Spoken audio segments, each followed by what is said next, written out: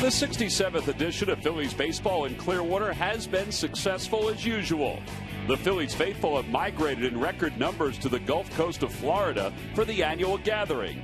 Since February 23rd, the Phillies have battled and prepared at Bright House Field in preparation for the season ahead. And the final performance before heading north is next.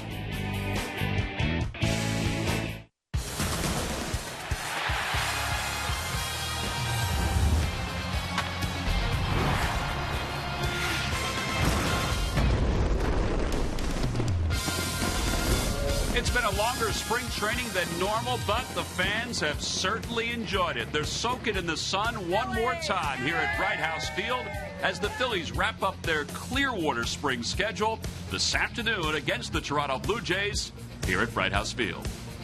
Hi, everybody. I'm Tom McCarthy, joined by Chris Wheeler. Murph's going to be along in just a few minutes to talk about Roy Halladay. It's the much-anticipated final start of the spring for Doc, and we'll get into that in just a little bit. But overall, this spring training for the Phillies, it's been pretty productive. It has, Tom. A lot of positives. The Halladay thing, well, that's still up in the air, and like you said, we're going to talk about that a lot here today. But positive so far. You look at the spring training numbers. What do they mean? I don't ever have any idea what numbers mean in spring training. It's always better to be at 500 than to be way under it.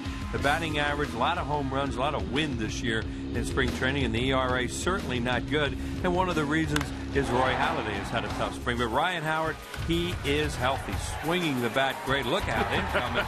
And there's a lot of that during spring training. Dominic Brown, spring training started. What was Dominic Brown going to do? Could he make the ball club? Well, he not only made it, he is a starting right fielder. Then there's Cole Hamels. He has proven that he is the #1 pitcher on this staff right now, and he will be on the mound next week in Atlanta when the Phillies open the season. Yeah, he pitched 3 innings yesterday against the Detroit Tigers. That was designed. Today, Roy Halladay, the design is to try to get him stretched out even more to prepare for the start of the season. Strange spring for him, Tommy. He really hasn't been right the whole spring. Oh, maybe a little bit at the beginning. He said he was throwing a little bit better. The hitters were giving him a lot of respect, but then it started to go downhill, and he kept missing his spots, throwing the ball in the middle of the plate, and as a result, he got hit hard, especially in this game here against the Detroit Tigers. Gave up a grand slam home run right there, a couple of home runs in the game. Then there was a St. Patrick's Day game where he pitched 1 inning, really struggled, found out later that he was ill. He had to leave after that game, and then he had a minor league start after that on a wet field at the Carpenter Complex. Here is what he has done in spring training with these numbers. More to come here this afternoon. Best thing about those numbers, you leave them down here. All right, well, Greg Murphy had a chance earlier to talk to Rich Doobie, so let's check in with Murph about what Doobs had to say. Well, Tom, all eyes will be on Roy Halladay today, but the 2 most important eyes belong to pitching coach Rich Doobie. I had a chance to talk with him earlier today, and I asked what he would be looking for out of Roy. He said, first and foremost, repeating the delivery, getting that arm up in the same slot each and every time. Secondly, his strike point, his front foot, and where it lands on the mound. Again, consistency, seeing it hit the same spot each and every time. He said Roy's been a little erratic with that this spring. And then finally, 85 to 90 pitches. That's what Charlie Emanuel and Rich Doobie are hoping to get from Roy Halladay today. If he's able to do all 3 of those things, it should be a good outing for Doc. Guys, back upstairs. All right, Murph, and it should be a good outing. If he can go 7 and have those 85 to 90 pitches, everybody would feel a whole lot better. Obviously, it's been a great spring here in Clearwater. This is our final telecast before we head north to Citizens Bank Park. Also, the final time to sell some items to a sold-out crowd. First pitch is coming up next. Phillies baseball is brought to you by Citizens Bank, where good banking is good citizenship. Isn't it time you experience good banking? By Xfinity, the official HD triple play provider of your Phillies. And by Toyota. Every new Toyota purchase comes with Toyota Care. Let's go places.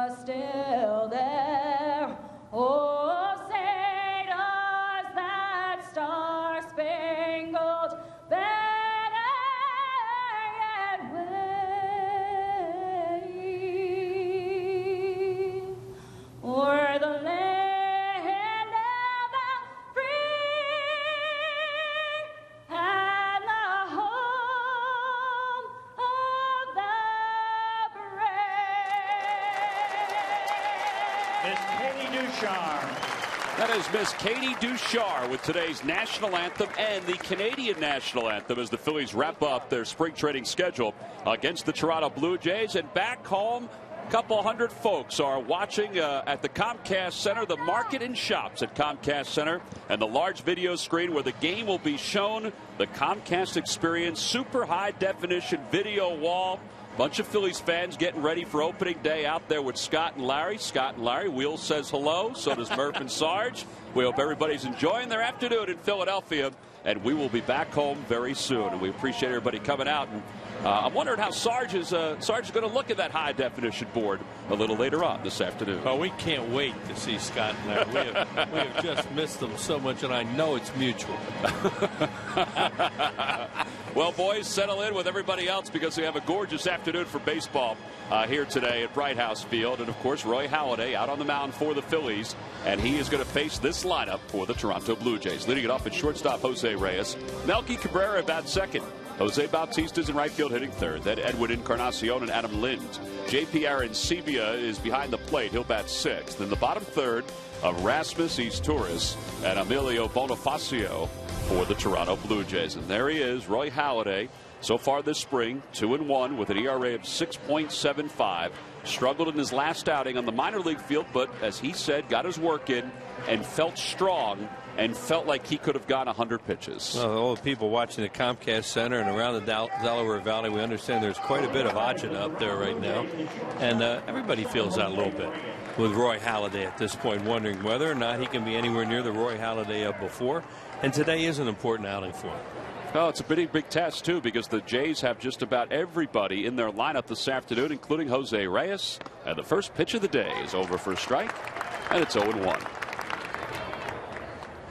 Reyes not only was in the World Baseball Classic for the Dominican Republic, and they won that, but he's also had a good spring since coming back to the Jays. He's 12 for 26 with a .462 average.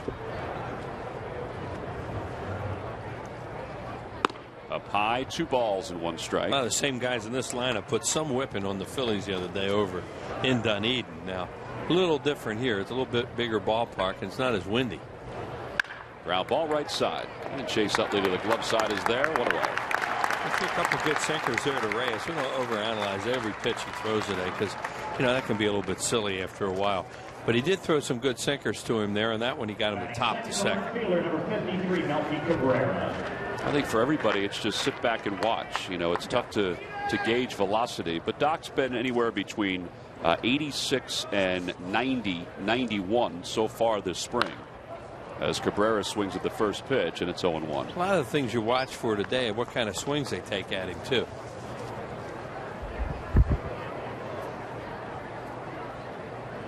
His last outing against the Blue Jays farm system, he faced 18 batters.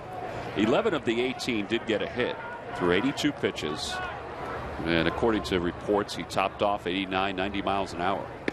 Pretty good breaking pitch right there, and it's 0-2. That looked like it was his cutter, didn't it? Maybe a changeup? No, it had a lot of loop to it. Just watching it from the center field monitor, it almost looked like a curveball. Swing and a miss. First strikeout of the day for Doc. 2 outs. One thing you can't help but notice, I think he looks free and easy today. Much more than he has in maybe some other starts where he's looking. Doesn't look like he's slinging it as much. And right there, that was a high sinker that he swung and missed at, but it had a little velocity. The motion looked good. The arm slot is where they want it to be. Here's Jose Bautista. And Murph talked earlier about how they wanted him to get his front foot to land in the same spot. And you can see that pretty easily when you look out there to see whether he's landing almost in the same area. Yeah, I thought what Rich Doobie told Murph today, and he told me the same things later on in the morning, was right on cue. And it was some good stuff. There's Rich. Well, you hope you can get with Halladay where it is like with Utley and Howard. You don't think about the negatives. 2-1 the count to Bautista. 13 for 51 this spring. 5 home runs, 11 runs batted in. Breaking ball, a little low, and I think Doc wanted that one. It's 3-1. This is where this guy just bails and wails. Looks to hit a long one. He tried to hit a long one. He hit a long pop-up behind home plate down a play. It was, when he gets to 3-1, when he gets ahead in the count, Bautista, just watch him open up and just try to see how far he can hit it. And that's what he did there. He swung so hard at that and got so early on it that he fouled it over the third base roof. Ground ball left side. Jimmy Rollins will wait for a comfortable hop. All right, well, so far so good. A very comfortable 1-2-3 first inning for Doc. We go to the bottom of the first here in Clearwater.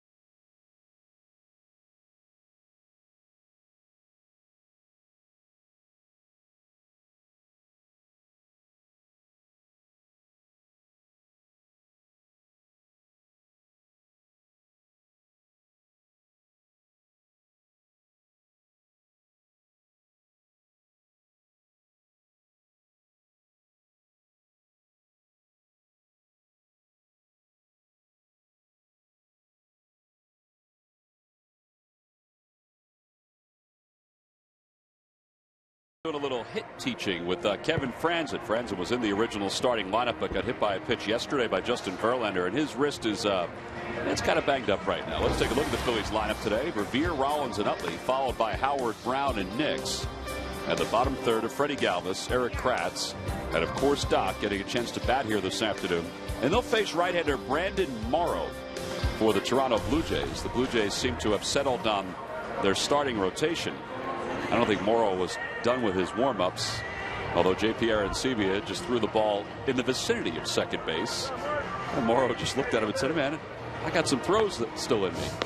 But 0-2 with an ERA of 7.80. Yeah, people might say, well, what's it matter? His warm-up tosses. He just was in the bullpen. Yeah, but this is a different mound out there. He just wanted one more throw. That's all he wanted. And these guys want to get their warm-up on this mound when they come out there because it feels different. I don't know what Arancibia was doing because Emilio Bonifacio wasn't even covering second. He was out in shallow center when he threw it. Arancibia wants to get up and hit again like the other day. Yeah. Well, Ben Revere will lead it off here in the bottom of the first. It'll be Revere, Rollins, and Utley, 1-2-3. Ben, 26 hits so far this spring. He had a nice day yesterday against the Tigers. And he takes a strike. It's 0-1. Morrow's numbers, as you saw there, inflated as the way a lot of pitchers can be down here in spring training, especially the way it's been this year.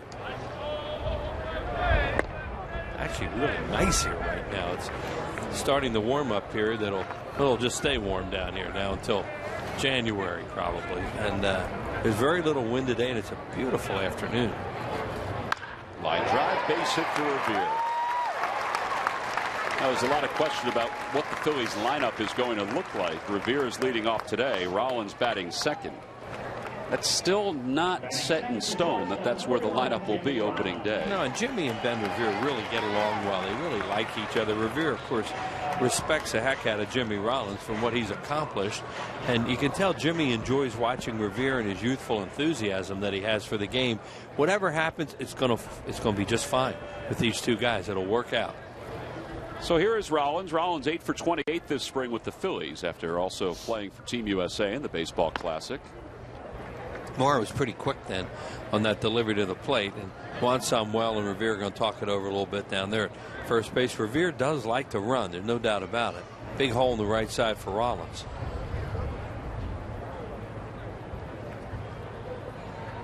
See, it's a slide step.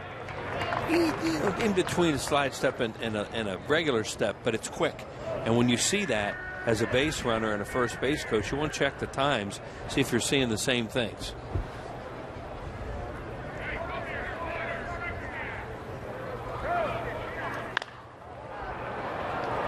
Reyes is on the left side of the infield, sunglasses on. And one away. Revere stays over at first. These left-handed hitters at the top of the order. You want Revere to steal, and yet you also have a hole open for them all the time, which is ideal. And you can get a first or third out of it very easily. So it's usually better if you can get him over there. You know, nobody out there, you move him over, get him in that way. Now you're dealing with, if you hit a ground ball to the right side, you know, it's not that big a deal because he's still at first base and the double plays in order. Utley takes a breaking ball. Utley 17 for 63 this spring. He's hitting .270. He has 14 runs batted in. He's also scored 10 runs. And his on-base percentage has been very good all spring. It's mostly because he's walked 9 times. Yeah, well, he's always been a guy that will walk. Another pop-up. Shallow center. Reyes backpedaling. Jammed him. Revere's still over at first. Yeah, I think Morris quick enough that it stopped him a little bit.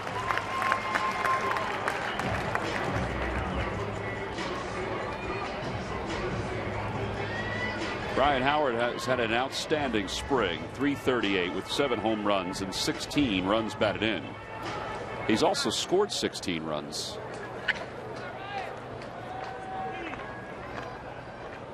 They have the 3-man overshift on. Reyes, though, the shortstop, stays on the left side of the diamond.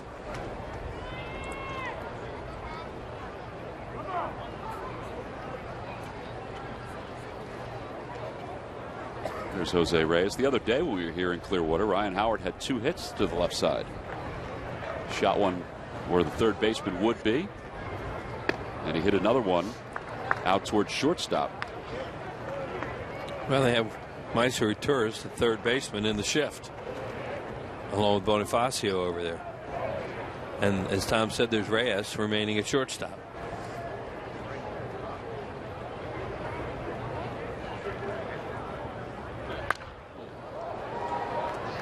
One ball and 1 strike the count. Boy, he's really bearing down. Pitching inside these left-handed hitters early on and jamming them right now. Rollins' pitch was away when he hit his pop-up, but Utley and Howard going to get in there a little bit. That's all right. You want to see Ryan Howard stay right in there and handle that ball inside and not start backing away. Coming back in again. Runner goes. Ball is smoked. And Edwin Encarnacion caught it, or it caught him before it hit the ground. Phillies get a leadoff single. They leave one here in the first.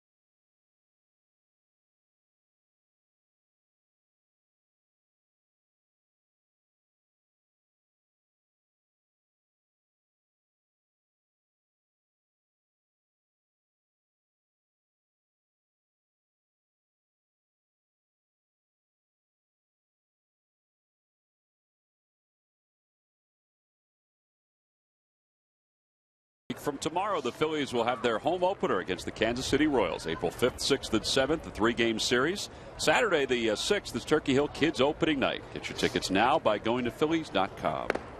Edwin Encarnacion is the leadoff hitter for the Blue Jays. Encarnacion has had 15 at-bats so far this spring with the Jays. Fly ball center field, playable for Ben Revere.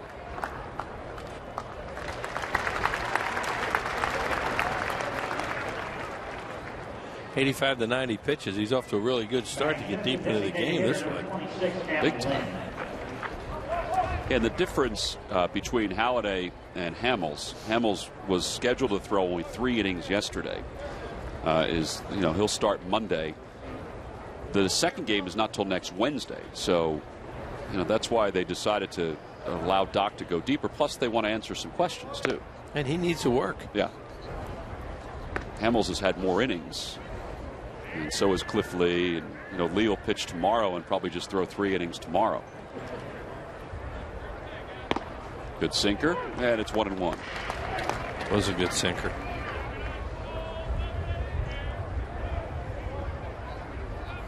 Adam Lynn, 19 for 56 this spring. He lines one to left field. It's pretty well hit. It's going to be over the head of Brown and off the wall. Took an odd angle off the wall, and Lynn to pull in the second. So the first hit of the day for the Jays. That one was up and out over the plate. And he's been throwing a lot of those, and he did a good job staying with that, did Adam. Well, this guy's always been a guy you looked at and thought was going to be a good hitter. That one caught a little bit more of the play. That almost looked like it was a cutter watching it on there because it started to come towards him a little bit. And it was in the middle of the plate. Dominic Brown got a little bit too close to the wall here, so as a result, when it comes off, it gets past him for the extra base hit. Now JP Arancibia. Arancibia had a heck of a day the other day against the Phillies in Dunedin, and he lines one foul. And it's 0-1. He had a good week the other day. Yeah, he did. It was unbelievable. It was different over there the other day than the conditions today. Yeah, I think it's hard to be a starting pitcher for the Blue Jays over in Dunedin because the ball just jumps out of that place. Certain days. It's small.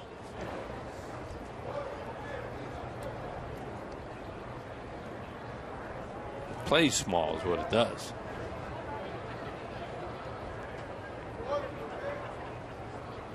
Good breaking pitch, and it's 1-2. From a fastball, cutter, curveball, not that many changeups to this point. This is a lot of times where Roy Halladay likes to throw changeups. With 2 strikes, he'll go for a strikeout, or a weakly hit ball, where they'll just top it. Yeah. Let's get some life on his sinker today.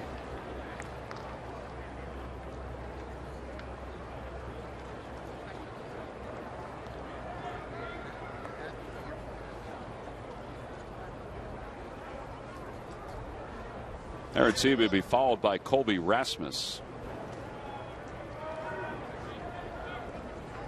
2 balls, 2 strikes the count. And a little high, and it's 3-2. And I think Doc and Eric Kratz are going to have a conversation about where they want to go with this next pitch. Yeah, there's a runner at second base, and maybe they're having a little problem with the signs.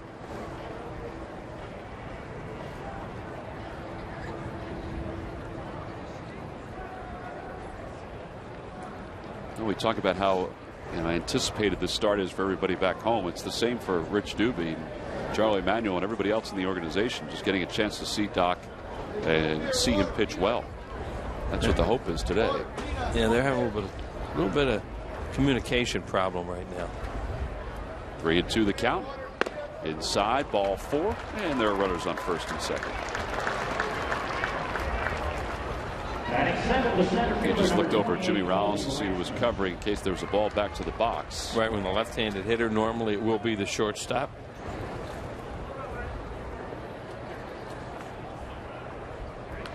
Colby Rasmus is 7 for 40 this spring, hitting just 175.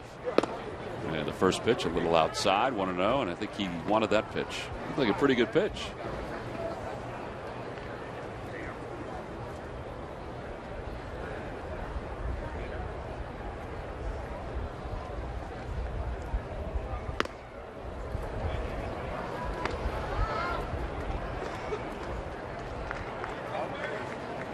First inning, the first 3 hitters he faced, he threw first pitch strikes to all 3.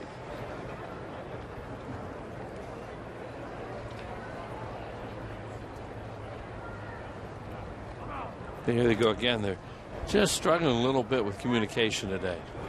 Water, cool beer. Whether it's the signs or, at this point, it's what pitch they want to throw. How you guys doing down here? Good. It's just a little high with these last 3, and it's 3-0. Yeah, he was down pretty well with them for a while now, and all of a sudden starting to get up with the pitches. Thank you. First pitch strikes to 2 of the 4 hitters that he's faced here in the second. And Rasmus takes 3-0. It's 3-1. I have to admit that was a similar pitch to the first one. Well, that was the body language that Halladay just gave to the home plate umpire.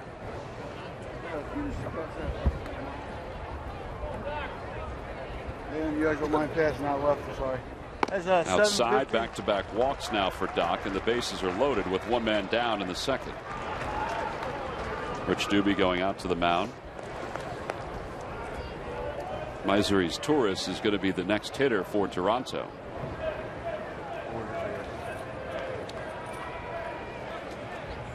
They have worked diligently since his last outing on the backfields. As Will said, it was a soggy day. Doc talked about how soft the mound was because of the rain that had fallen.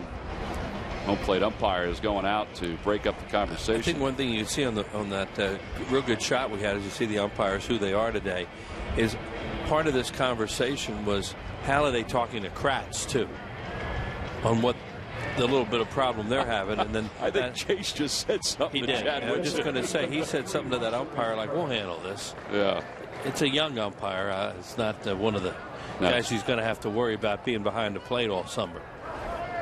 At least at this point. That's pretty good, though. I mean, somebody else did the talking to the umpire. Here's Myzuri's Torres with the bases loaded. The Phillies will set up to try to turn 2. Eddie's Torres takes low. It's 1-0. Myzuri's Torres 12 hits so far this spring, 226.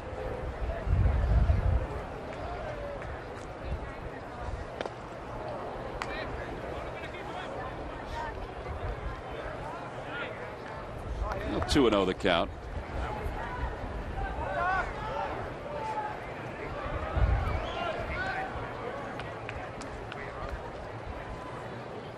He has thrown 9 of the last 10 out of the strike zone. Right, after breezing along, as you said. Now it's 3-0.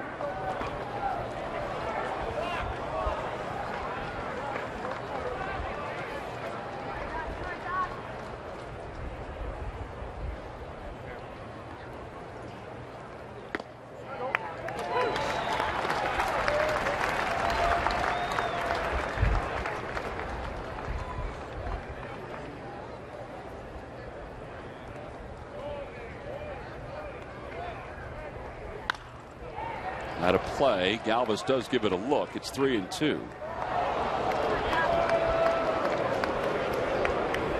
He's got the number 8 and 9 hitters that are due up. This is the number 8 hitter, Myzuri's Torres, and then Emilio Bonifacio. But he's got the bases loaded. They aren't using the DH. The Blue Jays, the Phillies are, with a regular starting pitcher out there today who will hit in this game, you would think. Ground ball, foul.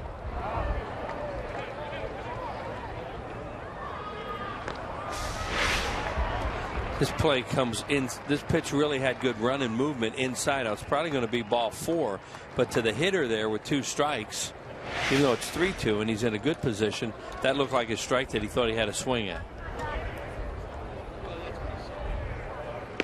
And a breaking ball called strike 3. Wow, how about that? 3-2 hook. Whose idea that was? Kratz called that, or Halladay looked at him to get to it. But this, you talk about freezing somebody. He hasn't seen one of those, and now he gets a 3-2 hook on the inside part of the plate. Take a seat. Well, good job by Eric Kratz too, framing that ball. Yeah, that looked like where he caught it was a little inside, but the guy gave him the benefit of the doubt that it crossed the plate. Now Bonifacio takes a strike. It's 0-1. Bonifacio .306 this spring. He's battling East Torres for the starting second base job. They said it's basically going to be both of them that'll play second base. Ooh, nice pitch. Maybe a little inside. It's 1-1.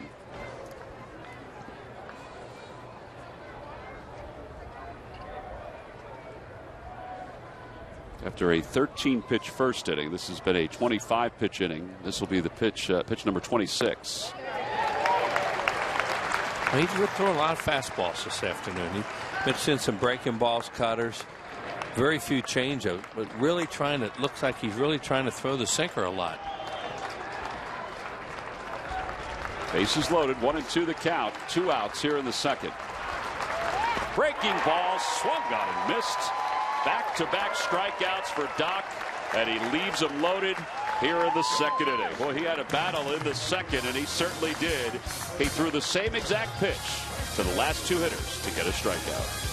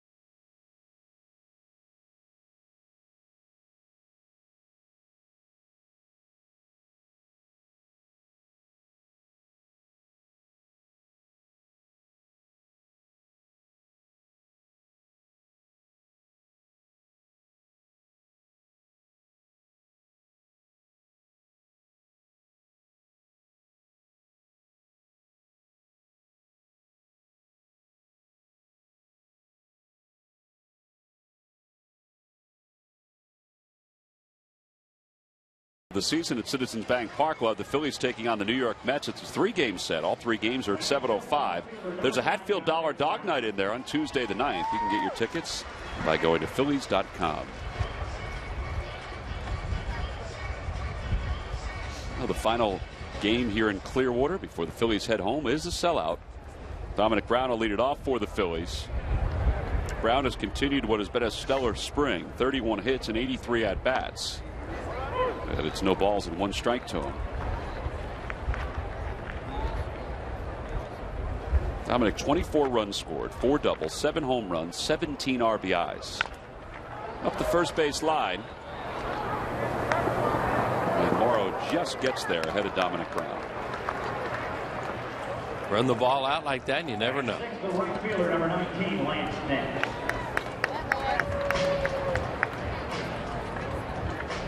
So Brown's retired. Lance Nix is due up. Morrow is going to be part of a rotation for the Jays that's a little different than everybody anticipated.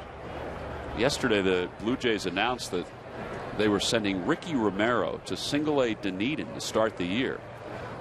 So that meant that Jay Happ had won a spot in the rotation. And not only that, got a contract extension. So good for Jay. He's a great guy. But for Ricky Romero, how the mighty have fallen. Yeah, he was an opening day starter for them at one time. Here's the 1-0 pitch to Nix. And it's low, 2-0. Well, this is a good place to leave a guy you're trying to get straightened out, though, because you'll have good weather down here. You'll get your turn, you get your work in, as opposed to going to a AAA spot, maybe, where you wouldn't be able to work as much.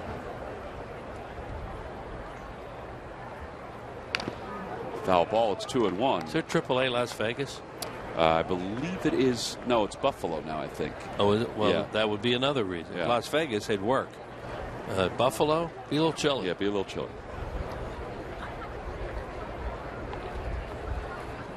Now, they do not know whether Romero is going to have to work his way up the organization as the summer moves on. They're just trying to get his mechanics right. All of the stories about Ricky Romero today And the Toronto papers, and even on their website, likened this move to the one they made several years ago with Doc. Right.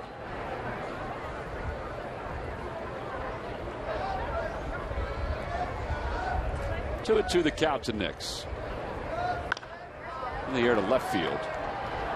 Melky Cabrera went back a few steps and then comes in to make the catch. 2 outs. Batting second, the third baseman, number 13, Freddie Galvis.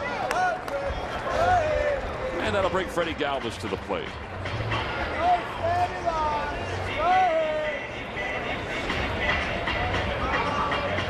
Mentioned Freddie playing third base today. Kevin Franzen was in one of the lineups today, but his left wrist is heavily bandaged today, and he was hit by a Justin Verlander fastball in Lakeland yesterday that just sounded bad. Yeah, you get hit by Justin Verlander, anything fast, especially a fastball, and that could take a little bit. Out towards shortstop, Reyes gobbles it up. Phillies have been retired very quietly in the first couple of innings. On to the third we go. A scoreless game.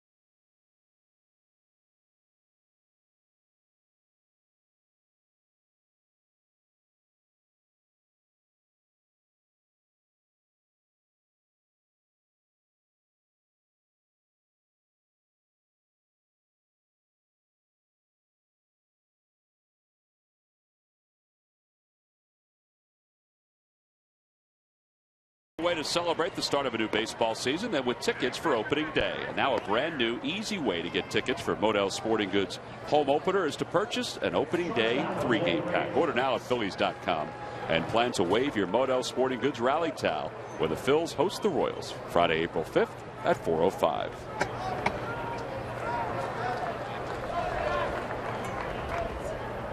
Jose Reyes leads it off for the Blue Jays as we go to the third against Roy Halladay, who's at 41 pitches after that last toss. 13 in the first inning, 27 in the second. Off the hands, and that'll find its way into center field, a base hit. A leadoff single for Reyes. Let's check in with Murph. Murph, what's going on, buddy? Hey, T-Mac. Well, we're going to get you up to date on what's happening around Major League Baseball, the news and notes, and we'll stick with our pitching theme today. First up for the St. Louis Cardinals, they have locked up Adam Wainwright through 2018. The right-hander signed a 5-year extension worth $97 million. The Red Sox, they've named John Lester as their opening day starter. Lester becomes the first pitcher for the Red Sox to start 3 consecutive opening days since Pedro Martinez did it about 10 years ago. And finally, the Yankees continue to get bad news. Phil Hughes will start the season on the disabled list. He's been battling a bulging disc in his back, so he's going to stay down here in Florida for extended spring training and not head north with the Yankees when they leave today. Guys? Well, they're kind of like the Phillies were last year with all the injuries that have been taking place for them, aren't they? How about that DL the Yankees have? Swing and a miss by Cabrera. It's 0-2. Murph, have you said hello to everybody at the Comcast Center? Well, I will now. Hello, everybody at the Comcast Center. Hopefully they're having a good time. Have you ever watched anything on the video screen? I have. It is unbelievable what they do with that video screen. The high-definition screen, it's worth even just the walk into the lobby. We probably look kind of frightening on that screen right now. We're going to back up from the camera. Speak for yourself there, big boy. I think that was quite accurate. Well, he's right. He is right. Well, Well, Scott and Larry are at the Comcast Center for the viewing party. We hope they're enjoying themselves. Are you still there? I'm sure they are. They're taking in the game. Runner goes and then stops. It remains 0-2. Melky Cabrera had no idea where that ball was. He was just hoping it wasn't in fair territory. Well, he got an off-speed pitch the first one, and he corkscrewed to the point it looked like he hurt himself. He's swinging everything Halladay's throwing up there right now. It's 0-2. He might check swinging the rosin back the way he's hacking. I think you're going to see a lot of that from these Blue Jays this year, too. They swing.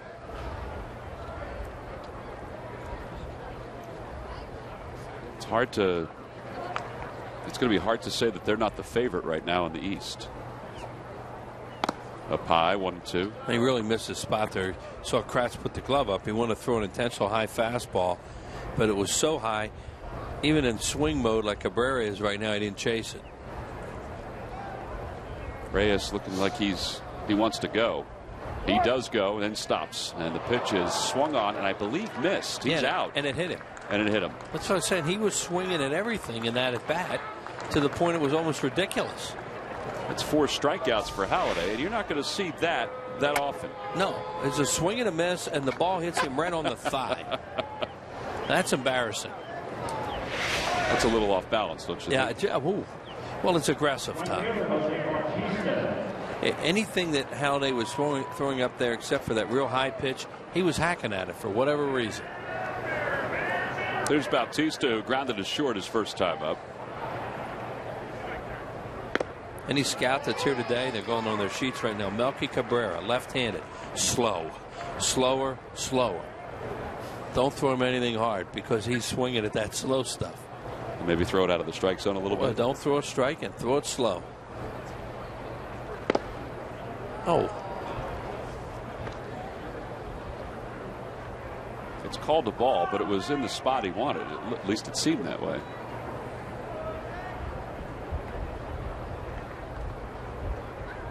Runner goes. Pitch is taken up high. The throw to second is in time.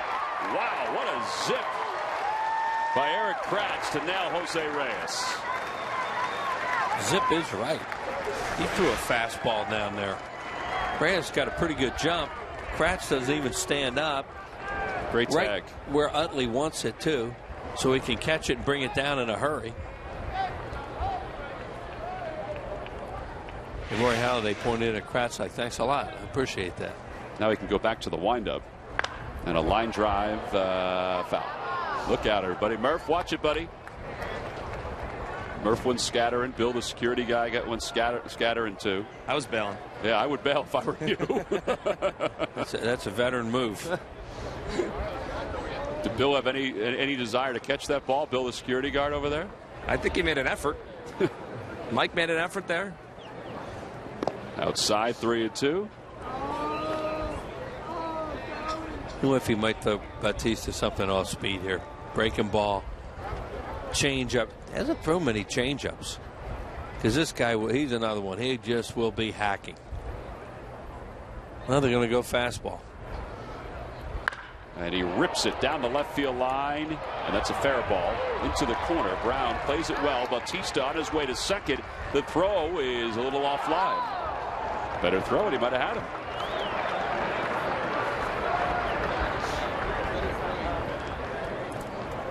Second extra base hit of the afternoon for the Jays. Oh, this guy is so aggressive. Throwing him a sinker that comes back over the plate and up. And the only good thing about that is that he didn't get this thing in the air, because if he did, it would have been a tiki bar shot. Ooh, that was just off the chalk. Just fair.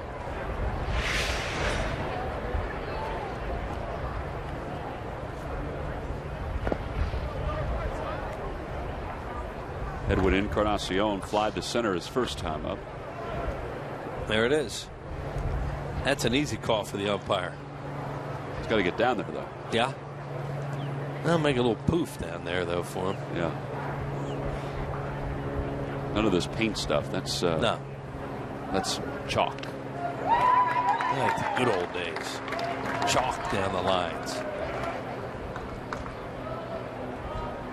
Opie Cheek and his crew do such a great job here all spring. Once again, conditions are just tremendous here. not only in this field, but also in the backfields. Right. 2-1 the count to Encarnacion. Well, the complex over there is one of the best, and they continue to add to it and make it even better. It's a great situation the Phillies have here.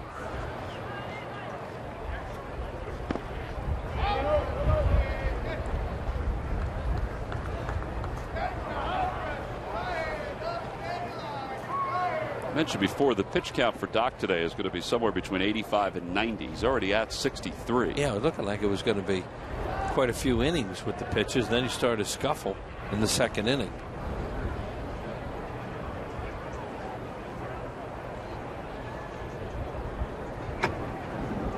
Three balls, one strike to count. And out of play, it's 3-2.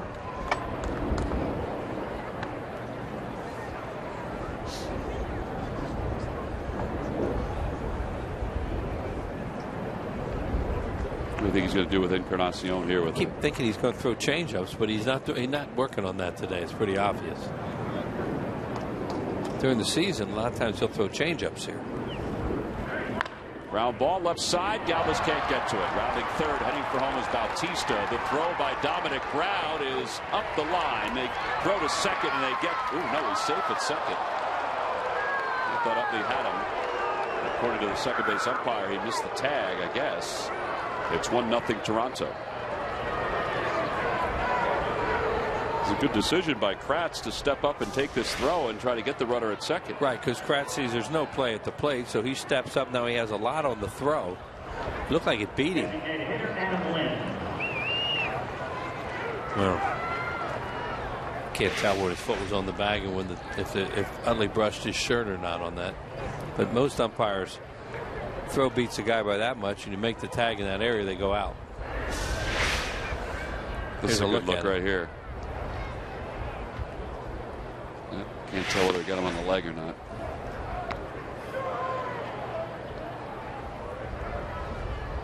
So the inning continues. It's 1-0 Toronto with a runner in scoring position. Third hit of the inning. And the batter is Adam Lind. And he takes a strike. 1 ball, 1 strike.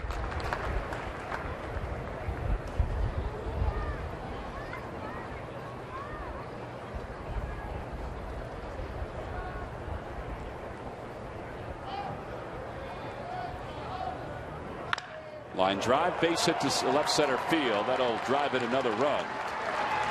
So it's 2-0 Toronto. An RBI single for Lind. He's 2 for 2.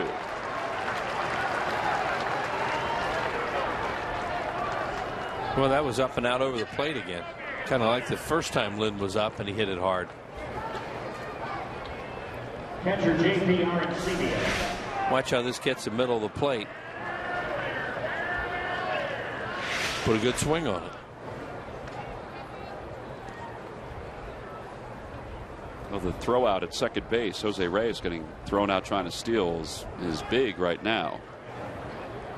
This inning could be a whole lot worse. And the fact that Encarnacion was called safe, it's big too, is a run, and the inning continues. Towering pop up out behind second. Utley makes the call. So 2 runs score in the inning for the Blue Jays. They collect 4 hits. Middle of the third. It's Toronto with an early 2-0 lead over the Phillies.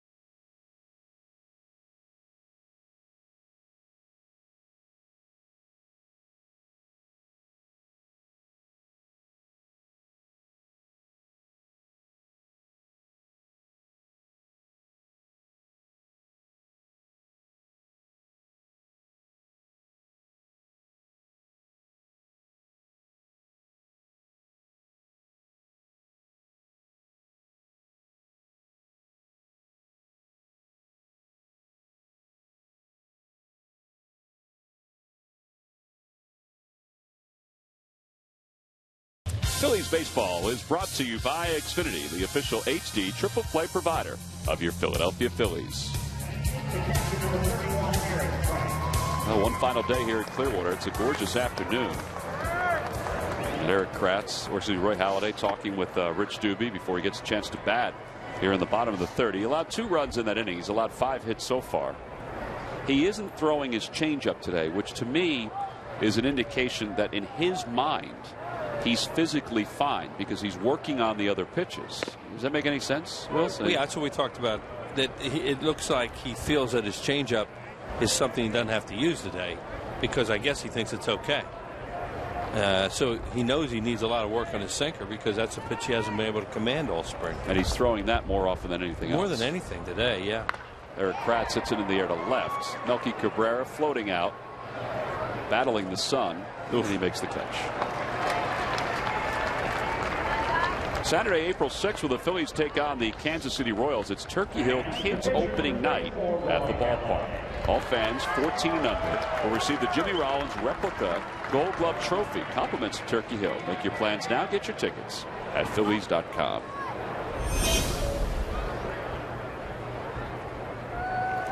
Here's Doc to bat for the first time today. Guys haven't had a whole lot of chance to hit this spring because they've been using the DH so much. Some of the starters have started over in the backfield on the complex fields. Holy cow. Dwayne Murphy fortunately pulled away at the last moment, and the ball hit the padding of the dugout railing. His arms were hanging down just like that. He was able to pull those arms in at the last second. Why would he still stand there? The same guy's hitting. He's Dwayne Murphy. He's tough. Is that what it is? I don't know why. I mean, that's the same combination that just almost caused that. Am I missing something here? They didn't put a left-handed hitter up. No, that's a good point. A left-handed hitter would pull it over there. Right-handed hitter, who's a pitcher, has a chance to be late. Real late.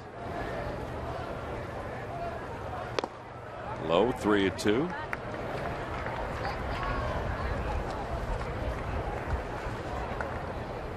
Guess he figures there's Revere on deck. The odds of that happening again are minimal. I wouldn't look at it that way. Strikeout for Morrow. First strikeout of the day. And if he did make contact, it was going to go right over where Dwayne Murphy's standing. Well, it wasn't going down to Ryan Sandberg, that's for sure.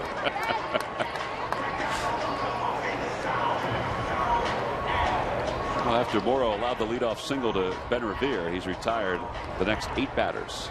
So here's Revere for a second time.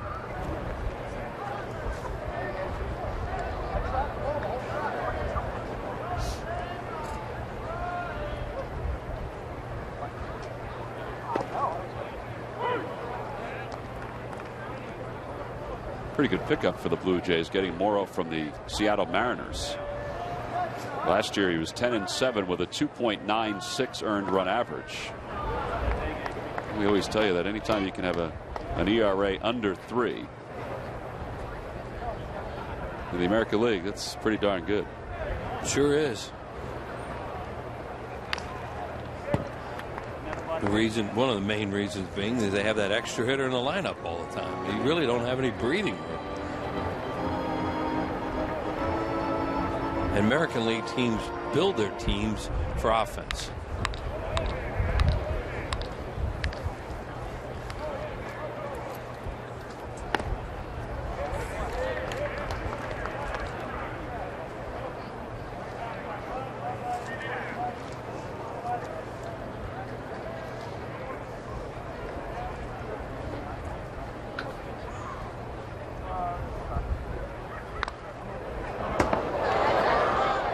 Was closed, one of the windows in the press box, so that's why the ball hit that window and shot right back down onto the field. The one next to it was open. It would have gone in if it had been a few inches over. They would have gone sports writer hunting. Yeah. Oh no, that was a PA booth. Yeah, Don Gukian, who's doing the public address for today's game and has been all spring, would have had a souvenir.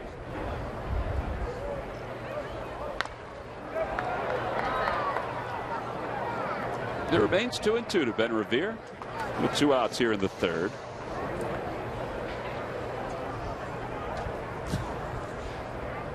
They're all saying they could have had it. They knew the ball was coming that way, Wheels. Always say that after it's over, right? I could have had that. Hit it to me.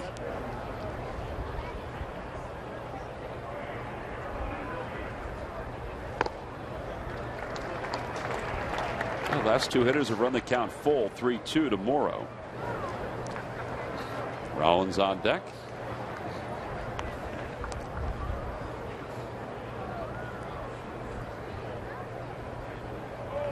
Swing and a miss, and Brandon Morrow has back-to-back strikeouts. Phillies go down in order, 9 in a row, retired by the Blue Jays right-hander as we go to the fourth.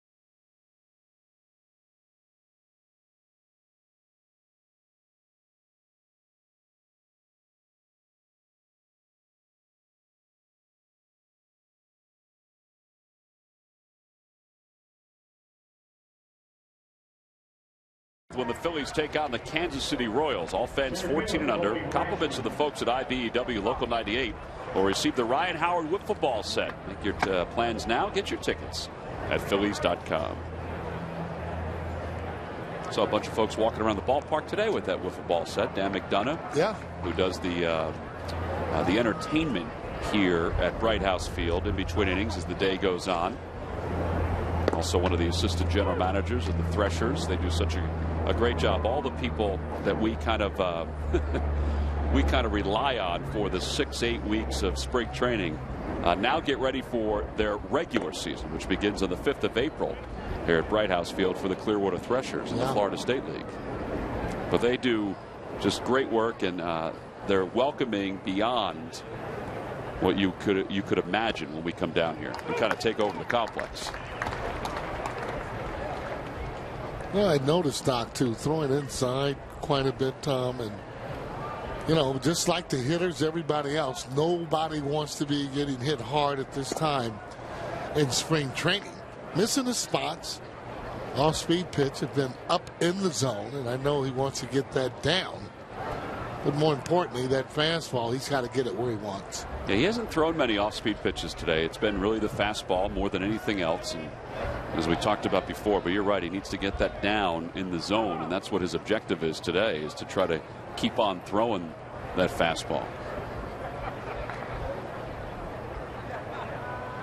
He's got a 2 balls and 2 strikes to Rasmus, who he walked his last time.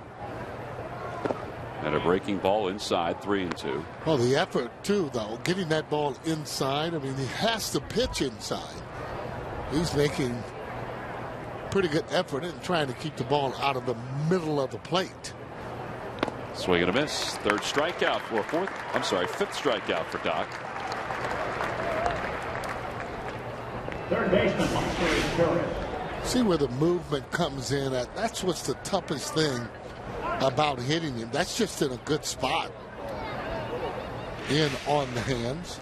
So 5 strikeouts, 2 walks this afternoon for Halladay. And here's Misery's Torres, and he takes a strike. Overall, though, Sergeant, he was giving up 2 runs. Are you more optimistic what you've watched from Doc so far in this game? Location, though. I mean, he's, you know, you're used to seeing him when you're getting in on base, able to put out fires. You know, those runs in the third, you're talking 3 hit balls. I mean, really hard, almost in a row. And Reyes, if he doesn't get thrown out, you know, that's a pretty big inning, providing that the balls are hit the same way. Well, he's ahead of these tourists here, who he did get on strikes in the second with the bases loaded. You know, for me, I'm more concerned if he says, hey, I'm healthy, way to go, then I'm all in. Yeah, and he has said that. He's continually said that.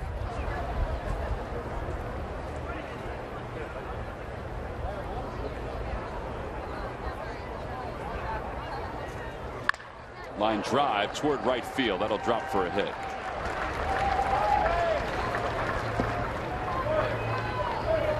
So 6 hits now for the Blue Jays. It's looking more and more, though, that he's not going to be able to get away with pitches up in the zone. No, before, when he's throwing that 93, 94, yeah, you can get in on guys. You can get them to swing and you can get them to pop it up. Much lower than that, somewhere 87, 88, guys can get on top of that pitch. Runner goes, and it's slapped foul. It's 0-1. Without having the ability to look at a radar gun, where do you think his velocity is right now? High 80s? I would say somewhere between 87, 89 tops. You know, and you can always tell by, I mean, the hitters, That's whether or not saying. they're getting around on the fastball, whether or not they're making solid contact. Runner goes again. Pitch out. Kratz's throw to second in plenty of time.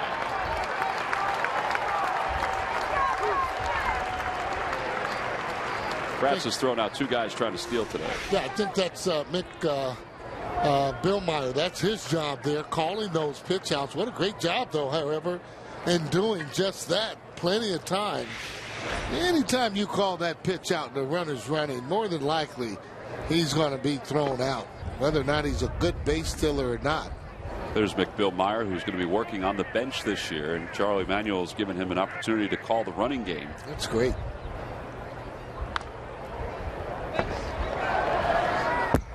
2-2 the count.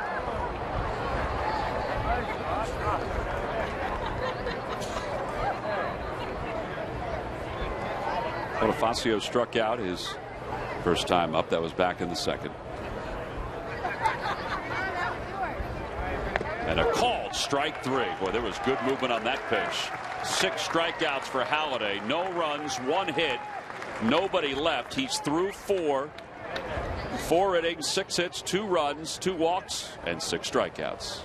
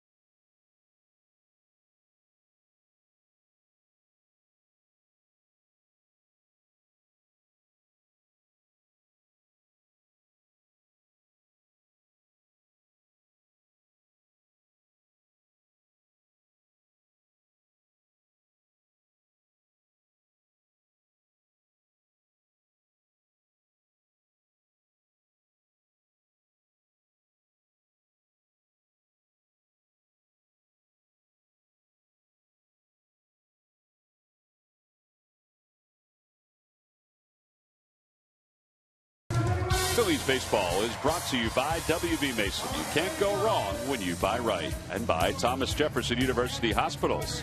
Call 1-800-JEF now for an appointment.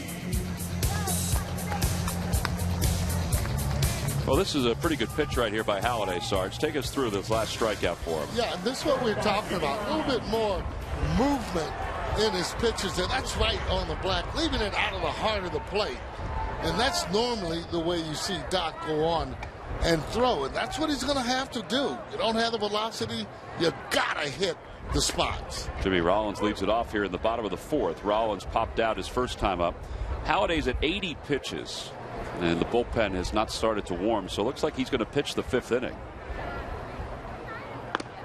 Said he'd be somewhere between 85 and 90. He could go more than that if he needs to. He said the last time he was out there, he felt like he could throw 100. Yeah, well, all the guys are going out throwing right at, what, 6 innings right now. Rollins fights it off. Sounded like he broke his bat, and Reyes makes the catch.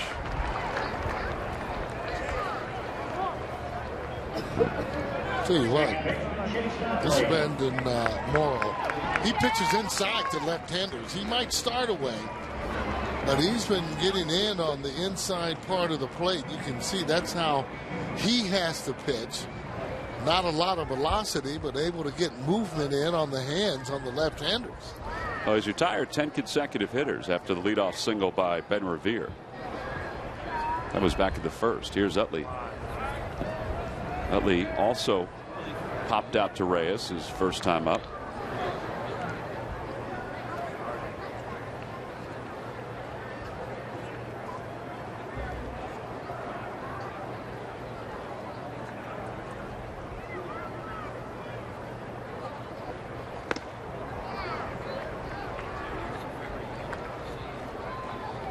Interesting on the batting order.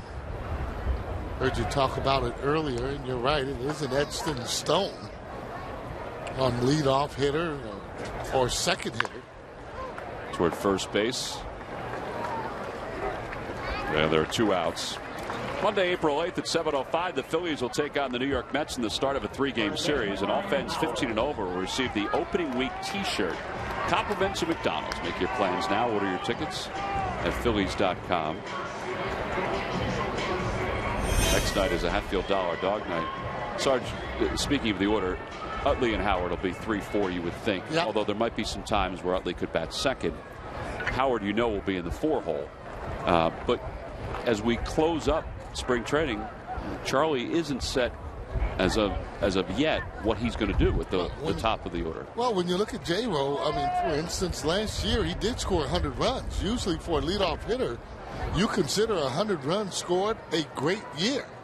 Now, to boot, he's able to drive in over 60 runs, and usually drives in close to 70 runs or so. That's a lot of production out of that number 1 spot. Howard takes a strike, 1-1 the count. I think Ben has showed that he can lead off simply because he runs early in the count, and he's had excellent at-bats against left-handers and right-handed pitching. What did Charlie tell you today about the batting line? About Not the set batting in order? stone. Not set in stone as of yet. I mean, it's. If I had to think, honestly, I would think he's going to put J-Ro leading off. I mean, if I just, you know, he's a creature of habit, and you know, again, Charlie, he's the type. I mean, you do the job in a particular position, he rewards you, and that's by playing you there that very next year. Good hitter. How about Ryan Howard shoot it the other way? It's the 3rd time he's done that in the last 3 games. And it's just the 2nd hit for the Phillies. I'll tell you what, he can do that whenever he gets ready, the ball on the outside part of the plate, as you see that he's talking. You know, take what the pitcher gives you. That's what you want to do. He slaps it in there to left field. Those hits count too when they go into left field. Don't always have to be in center and right field.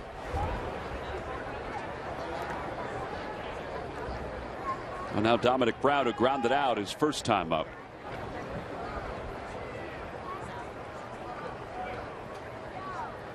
And Brown lines it to right center field. That'll be in for a base hit. Howard will stop at second. Nice job going after that first pitch fastball from Dominic Brown.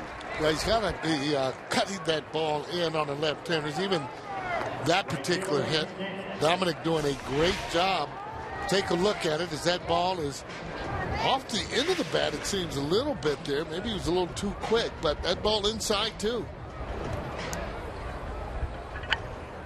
Now with 2 outs and 2 on, Lance Nix is the hitter. He flied to left his first time up.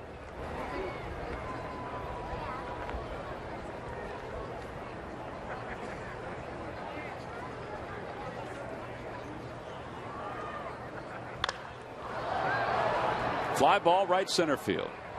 And Colby Rasmus is under it. Phillies get a couple of base runners in the inning. They leave 2. We've completed 4. On to the 5th we go, and Doc's going back to the mound.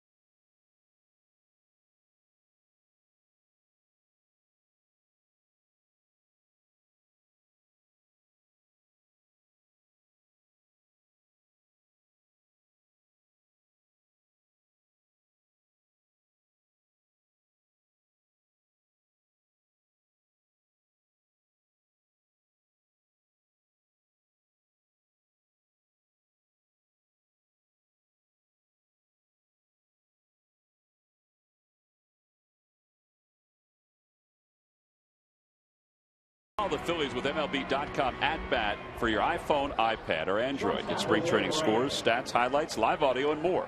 Text at bat to 31826 or visit Phillies.com for details. Well, Doc so far 4 innings, 6 hits, 2 runs, 6 strikeouts, 46 strikes, make it 47, and 81 total pitches. There's bullpen action behind him as he's facing the top of the order, and Reyes is behind 0-2.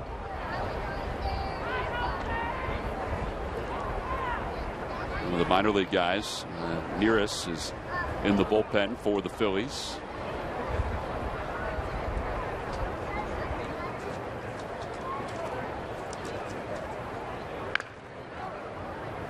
Well, he really had to fight that pitch off. A lot better location by Doc these couple of innings. Started him off with an outside pitch and came in with a slider or curveball, and that one was a fastball in on the hands.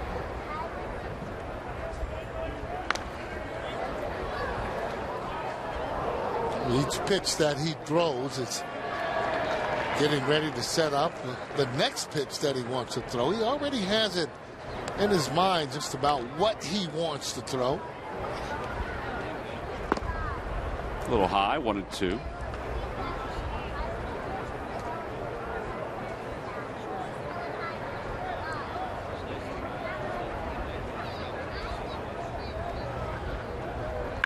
Line drive, base hit for Reyes, so he's aboard with his second hit of the afternoon.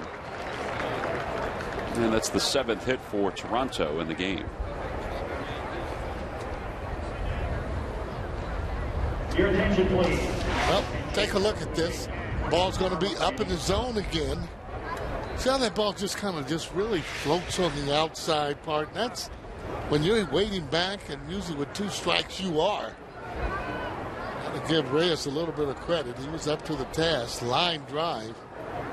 He smacks that ball right into right center. Well, Ricardo Nanita is now the pinch hitter for the Jays, and he takes a strike. It's 0-1. I guess that's what you were talking about before, Sarge. Is, just the location. It's not exactly where he will want it to be, and that's why some of these balls, and there have been a number of them that have hit pretty hard. Well, you can tell by the sound on whether or not that ball's in usually a good location or not. Anita is batting for Melky Cabrera here in the top of the 5th. Melky's swinging way too hard. I heard Chris say that earlier, and he's right. He might have hurt himself swinging so hard. Then you swing at a pitch. Lack of concentration for me when you swing, and slider comes and hits you right in the, I guess it hit him in the knee.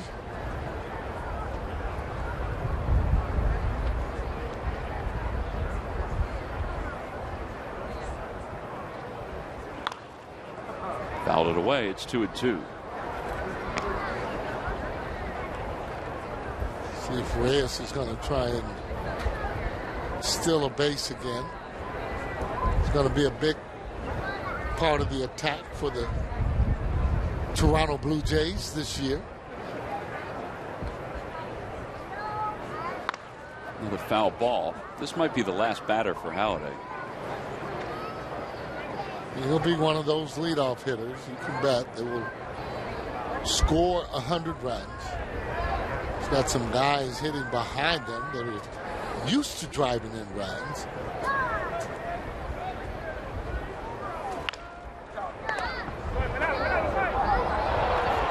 Maine's 2 balls and 2 strikes.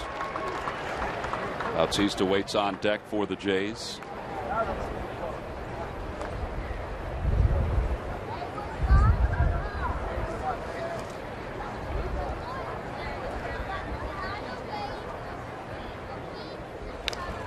Another foul ball.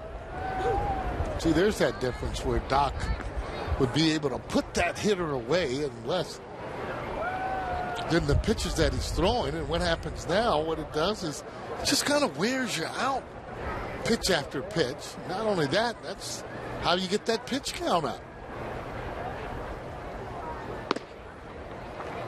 Well, he has 6 strikeouts today, but you're right. I mean, he's had a couple of other at bats where the count has been 2 strikes and they've gotten hits, or you know, they've worked it back to full counts. Runner goes, pitches hit in the air, shallow left field, tough play. Galvis on the run, it drops for a base hit.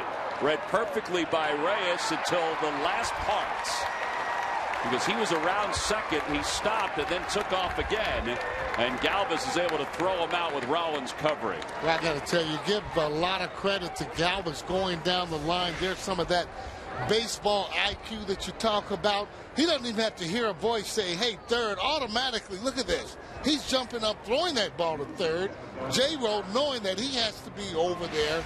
That's just a good play, taking away some momentum there for the Toronto Blue Jays. Well, Doc's day is done. 95 pitches. I guess he'll walk away saying it's better than his last outing on the minor league field. There's no doubt about that. But he did allow 8 hits and a couple of runs, and the runner at first is his responsibility. His outing today, mostly fastballs.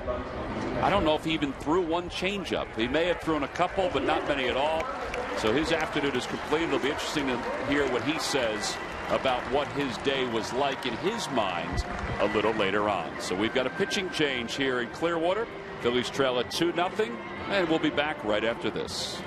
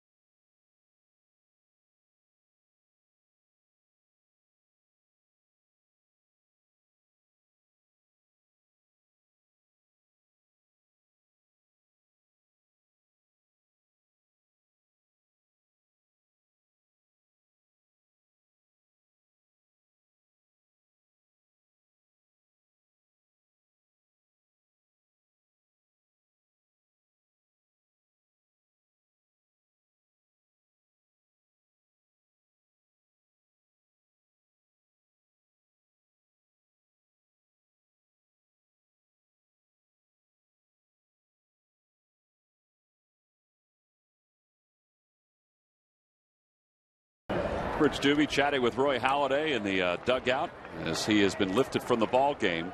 He allowed 2 runs on 8 base hits. He did strike out 6. He's responsible for the runner over at first base. And he'll give way to Hector Neris, 23-year-old out of the Dominican Republic for the Phillies. Last year here in Clearwater, Hector was 4-2 with an earned run average of 3.55. And he's on to face Jose Bautista with 1 man down here in the top of the 5th.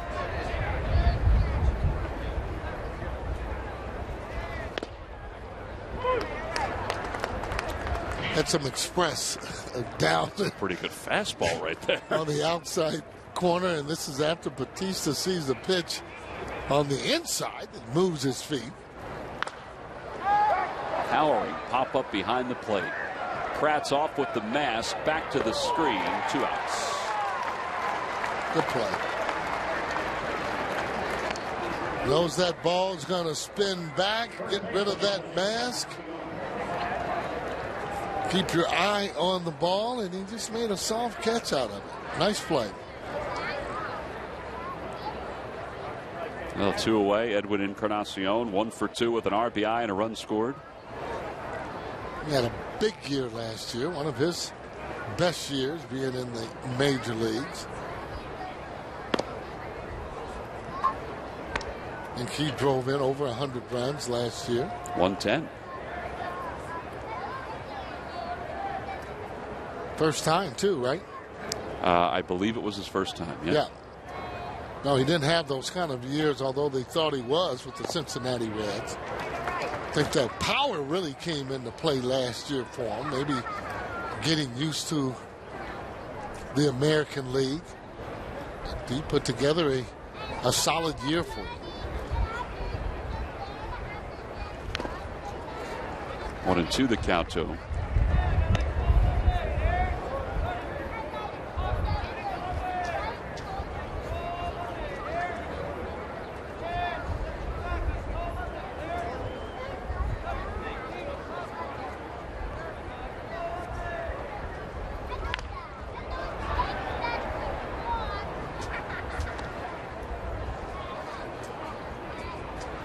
Bautista not too sure. A lot of times when you haven't faced a pitcher before as a hitter, you're just not really feeling comfortable there at the plate. Half the time you want to get plucked with about a couple of games left. He froze him on that pitch. That looked like a pretty good pitch on the black on the outer half. See where it is there. And wow. See the position though that Bautista's in? That's that position like, oh no. Don't want to really see it inside, but just in case, I'm going to start bailing right away. I'm sorry, that is Encarnacion. And no one wants to be getting hit with a fastball in the 90s. That one's out toward the mound. Howard is over to call it. And the side is retired. He got there first. He makes the catch. Scoreless 5th inning. We go to the bottom of the 5th. Jays up 2-0.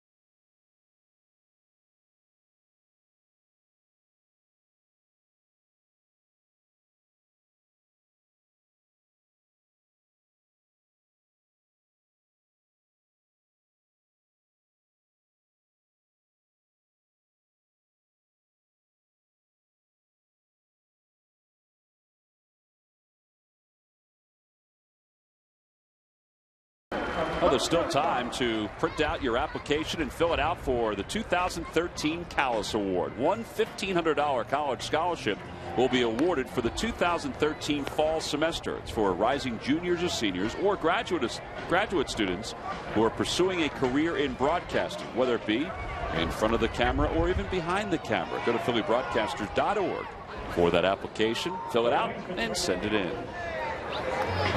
2-0 Jays on top. As we go to the bottom of the fifth, Ricardo Nanita stays in the ball game to play left field after pinch hitting for Melky Cabrera. And Freddie Galvis will lead it off. It'll be Galvis, Kratz, and then the pitcher's spot here at the bottom of the fifth. And the first pitch over for a strike to Galvis, who grounded to shortstop. If you're the Blue Jays watching Brandon Morrow today, you're going to be feeling pretty good about what you're seeing. Yeah, well, fit very well. Out towards shallow left. Nanito long run. Reyes is out there too, and Reyes makes the catch. Oh, that's that speed. I guess what stands out about Morrow's outing today, Sarge, is that he's missing the barrels in a lot of plays like this one for Reyes. Yeah, well, he gets out there, good speed. He's got it all the way, slowing down there. He's just a fine shortstop, fine all-around player, to be quite frank. Kratz off the end of the bat gets a base hit. He's floated that right on into left field. Fourth hit for the Phillies. Reyes is one of the reasons the Dominican team ended up winning that baseball classic. Said that they were embarrassed the last years that they had played in it, actually leaving the tournament pretty early, but this time didn't even lose one game as they went through and just tore everybody apart just about. Yeah, they didn't lose one game in the tournament, and they also didn't lose any of the prelim games as Pete Orr grounds into a double play to wrap up the fifth inning. Pretty quick fifth. The Phillies do get a base hit. We'll go to the sixth inning with the Jays up by 2.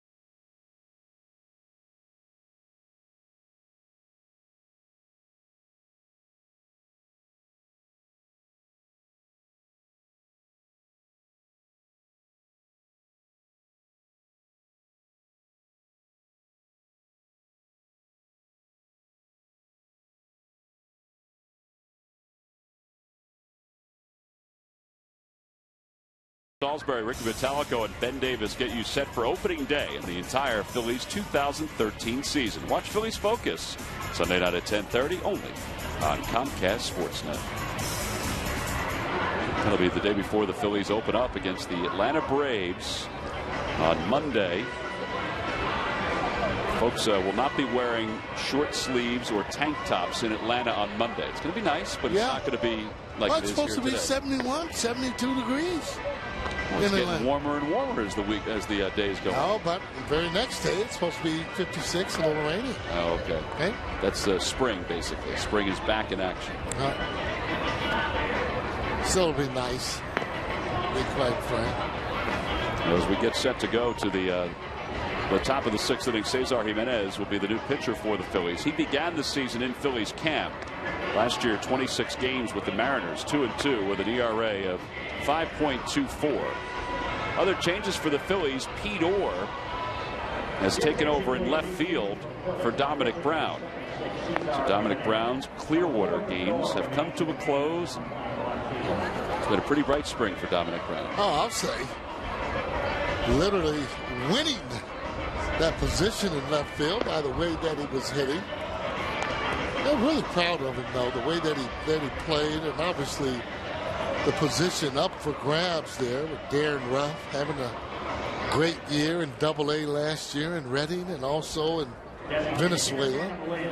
10, 11 home runs he hit in Venezuela. That's why I thought maybe he would have actually ended up winning that job. But you'll hear from Darren before it's all said and done, believe me. Well, as we start the 6th inning, Adam Lowen will be the pinch hitter for the Jays. And he takes a strike. It's 0-1. Lowen was part of the World Baseball Classic with Team Canada. Had a big hit in one of the ball games against the United States.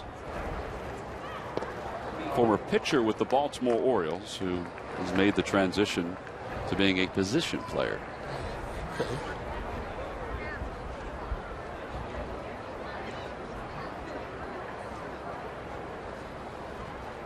Swing and a miss. And one out here in the 6th inning. Yeah, swinging like that, he's going to want to go back to that other position. Throwing that ball, making him swing at it in the dirt. I guess you could say that for about anybody. Well, you could. Yeah, you could. Well, you are right. At least it'll make you think about it. Yeah. I think one of the guys that I remember that was really successful moving from the mound to a position was Ron Mayhay, who switched. He went from being a position player to being a pitcher. And a pretty good left-handed pitcher, too. Aaron Sebia takes a strike. It's 0-1. If you have a good arm, scouts don't want to lose you, so you're trying to see whether or not you can play in another position. Sometimes it does work. Mayhay made it to the major leagues as a center fielder for the Red Sox. His first major league game was in Seattle at the Kingdome. And then some years later, 2 or 3 years later, made it back up as a relief pitcher.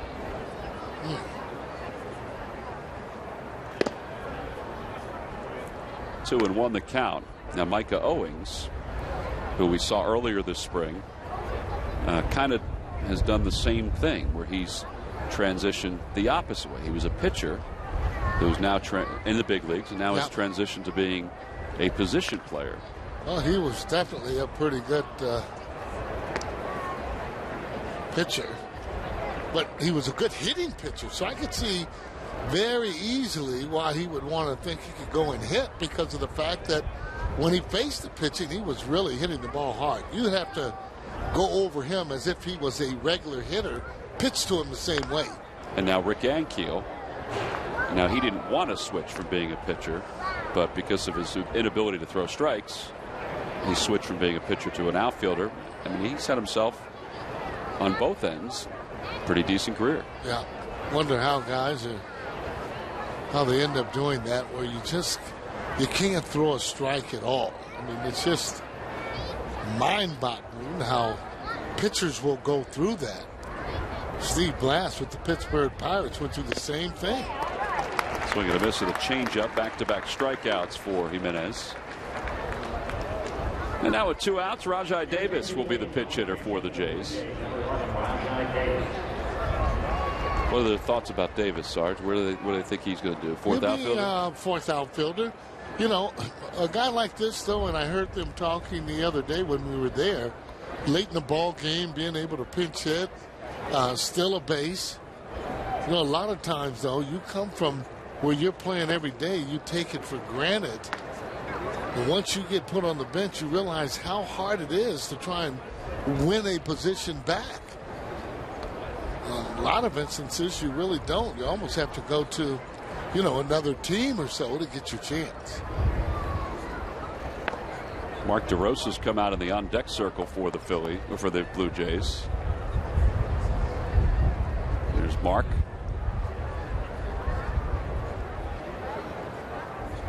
Jays will leave for Philadelphia, just like the Phillies will after this game. Yeah.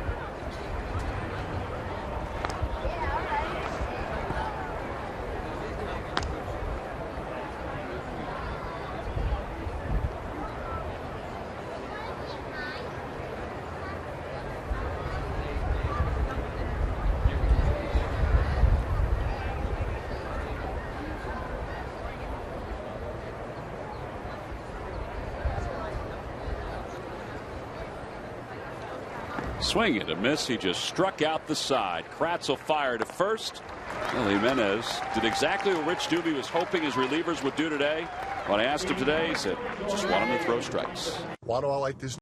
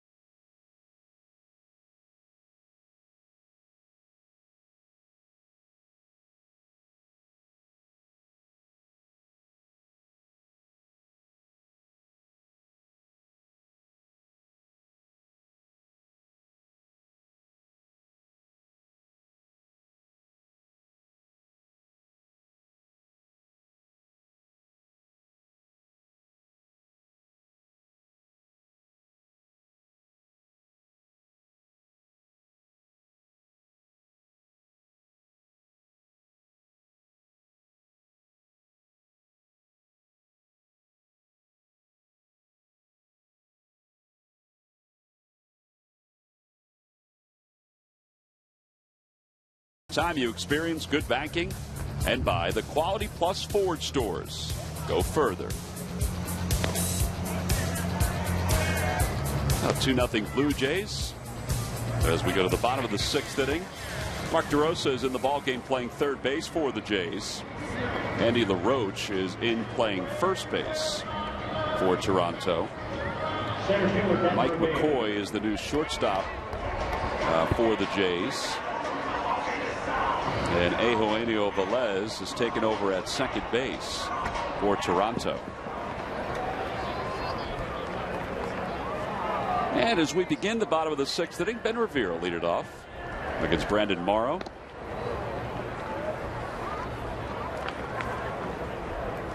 Revere is 1 for 2. He singled his first time up, struck out his last time up. There's Rajai Davis, who stays in the game after pinch hitting. And Adam Lowen, who's in the ball game in right. Boy, Revere just dead in that ball, and Aaron Sebia did have a play, but the speed puts so much pressure on the infield. It really does. We talked about that before. If he wants to bunt, that could be closer toward the first base line. He ended up getting away with it because he ended up deadening the ball the way that Tom said. He's got to go all the way out to get that by then. Almost too late. Take a look at it. That ball, you can hear the sound, but he deadened it, and he never looks back, Ben Revere.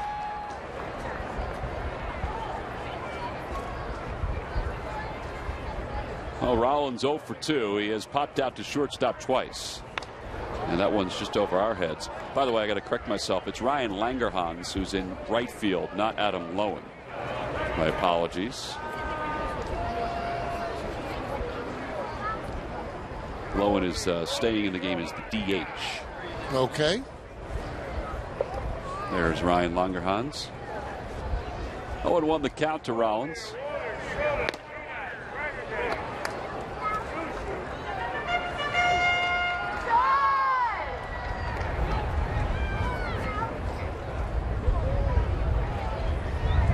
Philippe Almont in the bullpen for the Phillies. He'll pitch today and then pitch again tomorrow.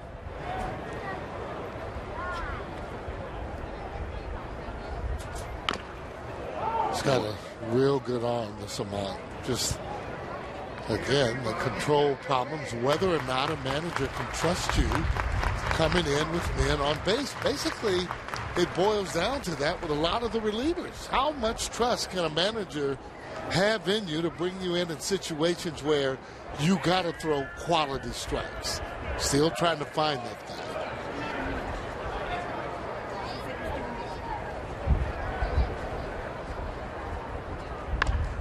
That's part of what we talked to Rich Doobie about today before the ball game. I asked Rich, I said, what are you looking for from your relief pitchers today? He goes, just looking for somebody to throw strikes. Yeah. You know, we've seen it so far with the first two guys out of the pen, but I think it was more pointed toward a guy like Philippe Almont. You know, because, absolutely. Because they want him to succeed and be in the big leagues. Yeah. I mean, big, strong guy, tall, so that would make him an intimidator on the mound just by how hard he throws. Revere goes. The throw to second, not in time. That's what I'm talking about. Still being aggressive when you're down in the game. And usually, too, though, the way that he steals the bases, if it's not right on the money, he's got more than a good chance of stealing that. You can see how he never looks back there, straight still as he gets down. It's good base running.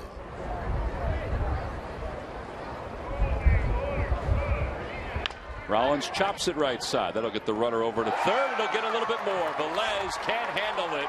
Revere scores. It's a 2-1 ball game. It's a great job in getting him over, trying to get him over there. Even though he'll get an air for his efforts. Just didn't stay down, though. But trying to pull the ball, that's exactly what he did. Not staying down on the ground ball, gets him in air. Take a look at it. You got to look it right into the glove. See how he comes up right there looking, but a little bit too late.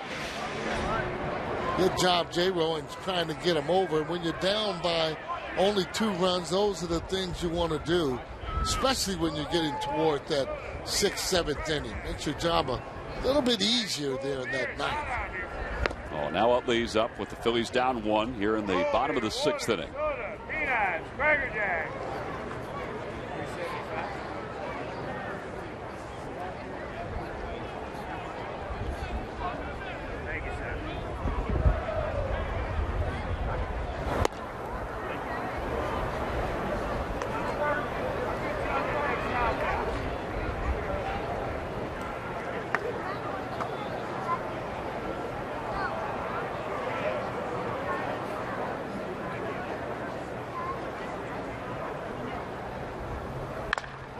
Hits one in the air to right field. Going back on it is Langerhans. It is gone!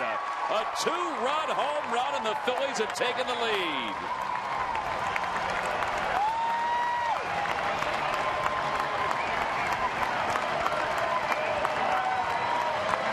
Fifth home run of the spring for Utley. Well, his base is fine, and his swing is even better. Yeah, you're starting to hear that familiar song, or I should say sound, off of the bat. Boy, right there again, just a classic swing. He's going to start doing this. We're talking happy days in Philadelphia. Short and quick to the ball. Hear that sound? Well, we're not going to talk about percolating or anything like that, Tom, but that ball was smoked. 5 home runs now, 16 runs batted in for Chase Utley. See, and those are the balls that are hit at Citizen Bank like that. Oh, those are good to see. Those are automatic out of there. Well, they've waited out Brandon Morrow today. He was unhittable for the first 3 innings. But they've gotten some base runners these last 3 innings against him. Yeah, he was able to keep the ball inside on those guys. Therefore, they weren't able to get the good part of the bat on the ball. Been a little different here. Chase Utley up to the task and driving a ball out of here. Like that, too, after they've made an error. Come back and score some more runs. Shallow right center field. And 1 away here in the 6th. And John Mayberry will be the hitter for the Phillies. Your attention, please. Now on the pinch hit for the Phillies, number 15, John Mayberry Jr. Charlie Manuel doing his lineup card. Mick Billmeyer will have a lineup card with him this year, too, as he's part of the staff that's on the bench this season.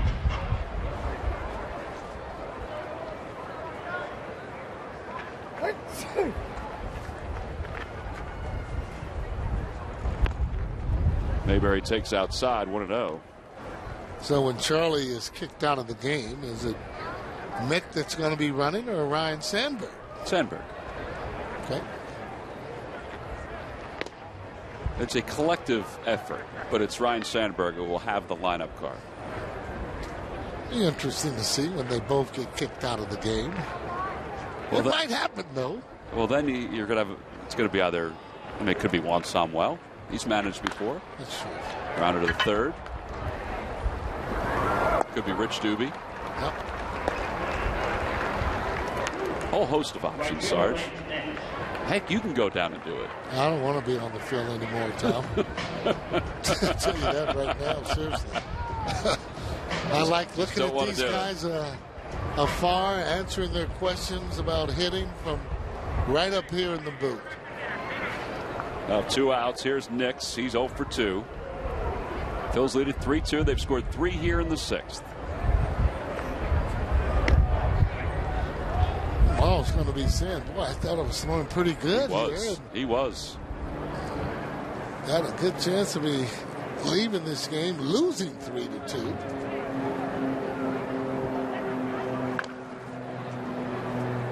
But so many guys, though, in this lineup. Dominic's shown he can hit the ball out of the ballpark. I know Nix, he can hit it out. Seen Utley before.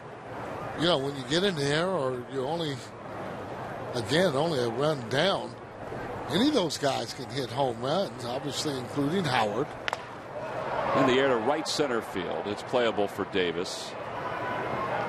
I don't know if he saw it right away, but he's able to make the play. Phillies get 3. They take the lead as we'll go to the 7th.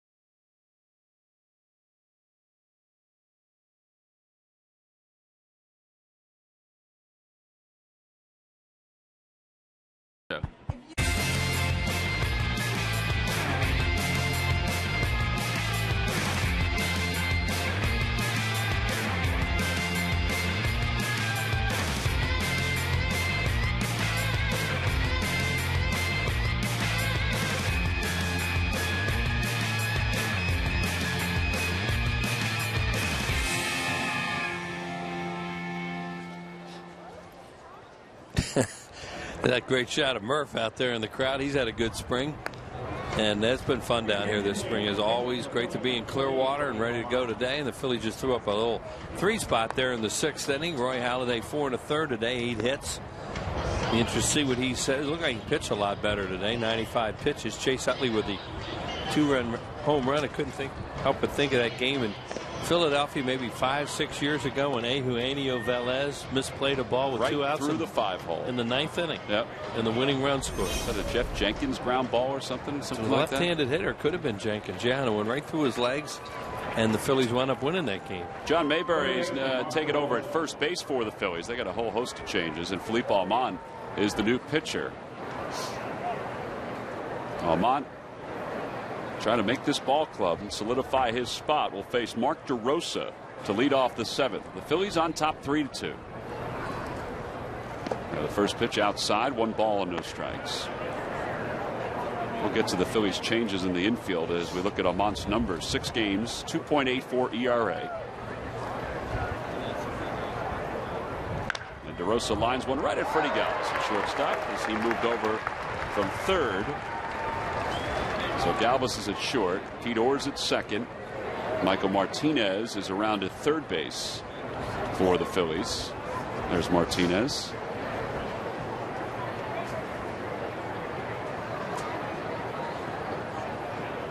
Second baseman, Velez. Here's Velez up for the first time today.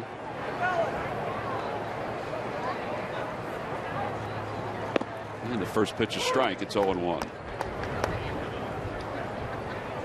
Eugenio Velez will be followed by Mike McCoy, who's on deck. In case you're wondering about the Blue Jays lineup.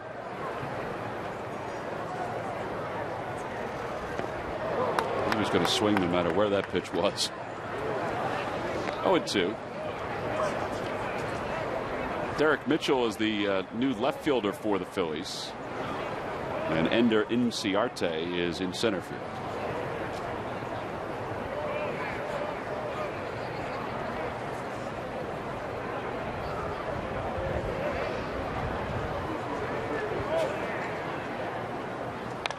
Off the end of the bat. Over toward Carlos Ruiz in the Phillies dugout. Remains 0-2.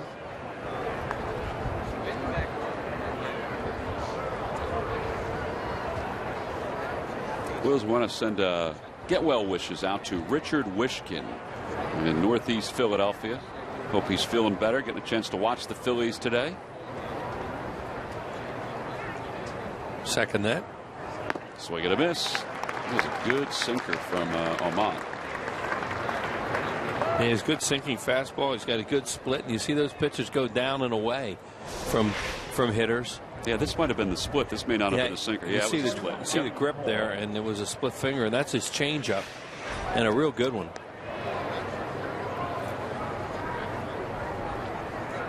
Mike McCoy, 161 this spring. No home runs, 1 run batted in. He has spent the last week or so down in the minor leagues. And he takes inside. It's 1-0.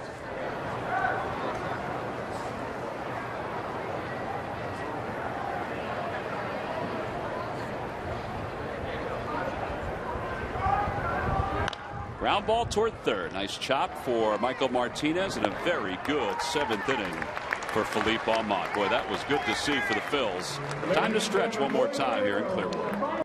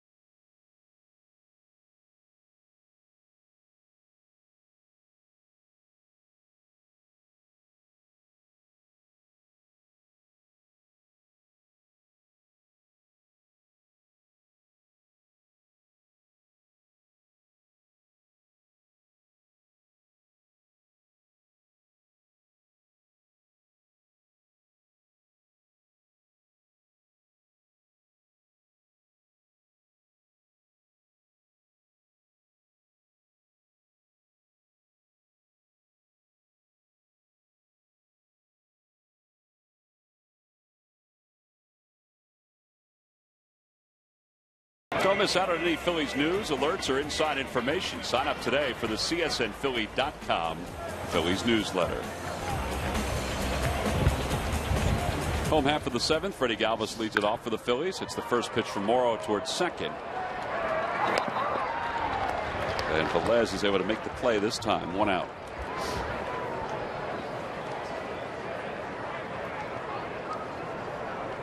Velez had the error in the 6th, which kind of opened the door for the Phillies to not only score their first run, but also score the next 2 runs.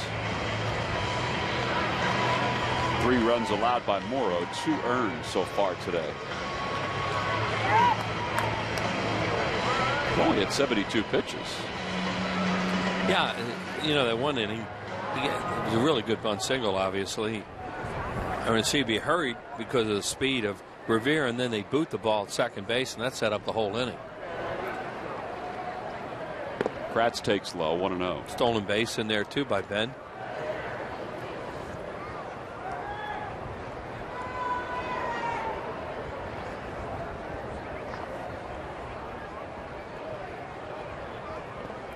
And now 2 balls and no strikes.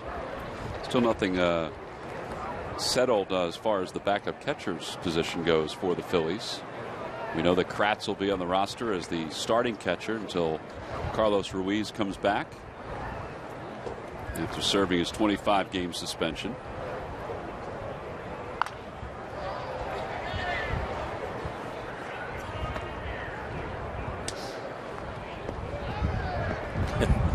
Making sure everybody's in the right spot and going to get a chance to get in the game. Got a lot of extra players here today, and also guys maybe they want to get in that bat before leave Florida.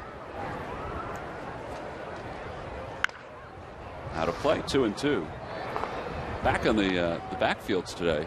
If you were, if you're a fan and you were here, getting a chance to watch the last day of spring training, Jesse Biddle was throwing again.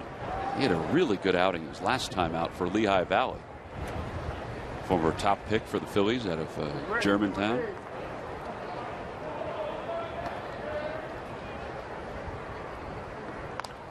Another foul ball, remains 2-2.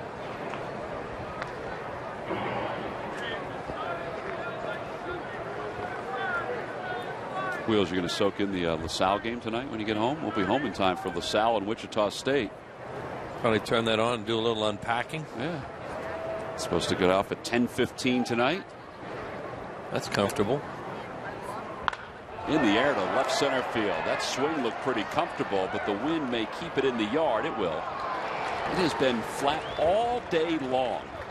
But over the last half inning or so, the wind has picked up. And that ball, a couple innings ago, I think had a chance to get out of here. Oh, yeah, it was a hanging breaking ball, and Eric Kratz nailed it. But wind blowing out of the northwest all of a sudden knocked it down. Will that wind get us home faster, you think? I always seem to get home a little quicker from down here. Yeah, we do. Yeah. You know, you get west to east quicker. Pete Orr takes a strike. It's 0-1. Orr grounded into a double play. His only time up.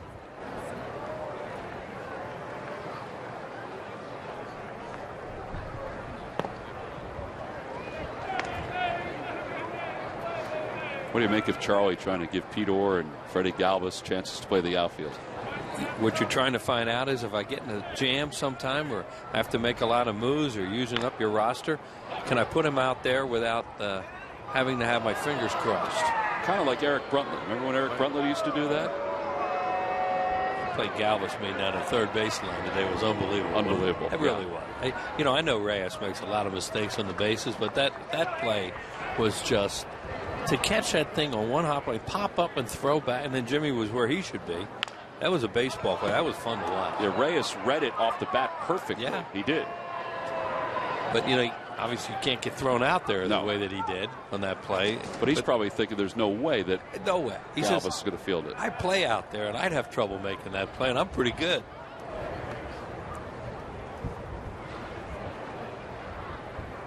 Swing and a miss. It gets away from Nikias, or is retired on the throw to first. So a strikeout. 2-3 on the putout, 7 in the books. On to the 8th with the Phils up 1.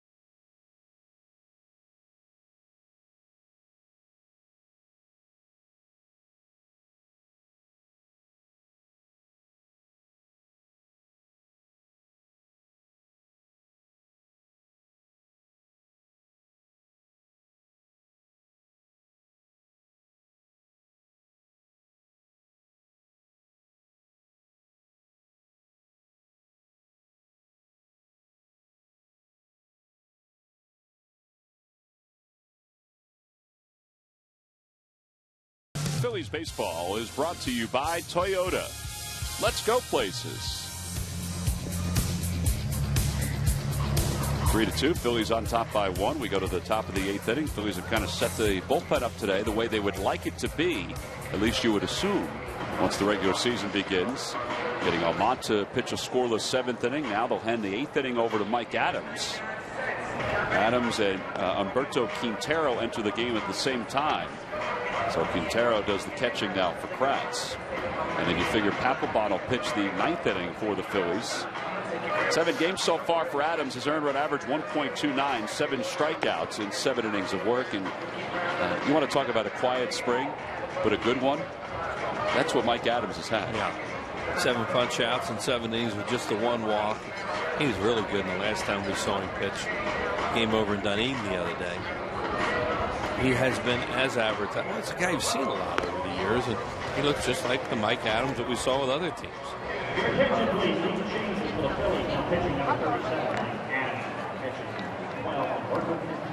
3-2 the score. Phillies on top. Let's check in with Murph. Murph? All right, thanks very much, T-Mac, here with Eric Kratz. And, you know, we started this spring with a conversation about you being on an opening day roster for the first time. And when I asked you about it before, you said you hadn't really given it much thought, or you couldn't give it much thought because you had to get through spring training. Are you thinking about it now? Yeah, a little bit. You know, more just preparing, you know, for who we're going to see. We got 2 more games yet. It'll be a good time to get, you know, kind of acclimated to different weather. But it's, you know, starting to think about it, starting to think about who we're facing, who's throwing, you know, what Cole's got, how he feels, all that stuff. So, yeah, in that sense, I'm thinking about it for sure. Speaking of that, you got a chance to catch Roy today, and he did some good things and, you know, got some pitches up in the zone as well. What was your take on the way Roy threw the ball today? Tremendous. I mean, I would say his warm-ups were probably the worst part of his game. He really came out and gritted through, you know, some situations that maybe he was throwing some strikes that weren't being called right off the bat, and he did a great job of, you know, battling back, and that's why his pitch count went up a little higher, but I thought he did awesome.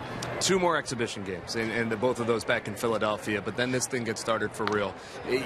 How are you in terms of being ready, and how is this clubhouse and how is this team in terms of being ready, do you think? Well, we got 2 more games, so about 99% ready. I think we're, you know, last little bit, settle into Philadelphia, and then take the flight down to Atlanta. You know, we got 2 more games. You can always work on the little tidbits here and there. Last 2 games, we're not going to take them off, but, you know, come April 1st, I think we're going to be 100% ready. I know we will. All right, well, we're looking forward to watching you on April 1st as well. Eric, thanks. Thank you, Murph. All right, guys.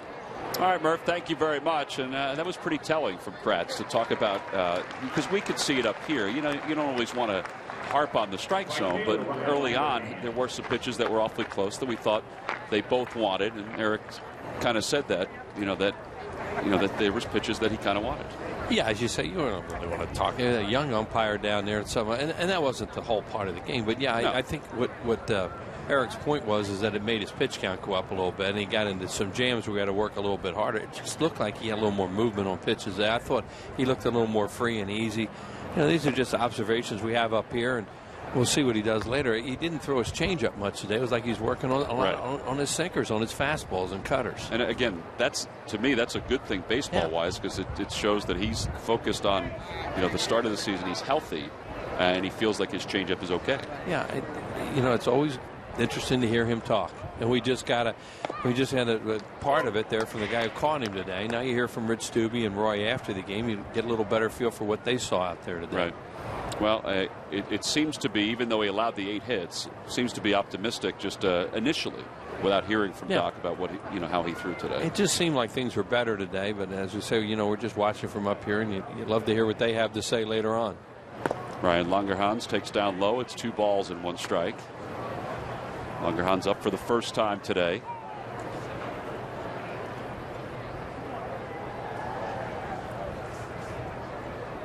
That was after Nanita was retired on the fly ball to left. Mitchell. 2-1 pitch. Ball just disappeared on Langerhans. He has a lot of movement on his breaking balls. He throws cutter, he throws sinker. He throws cutter and he throws slider, changeup. That looked like changeup, and also fastball. and he throws a lot of strikes, and he doesn't throw strikes in the middle of the plate.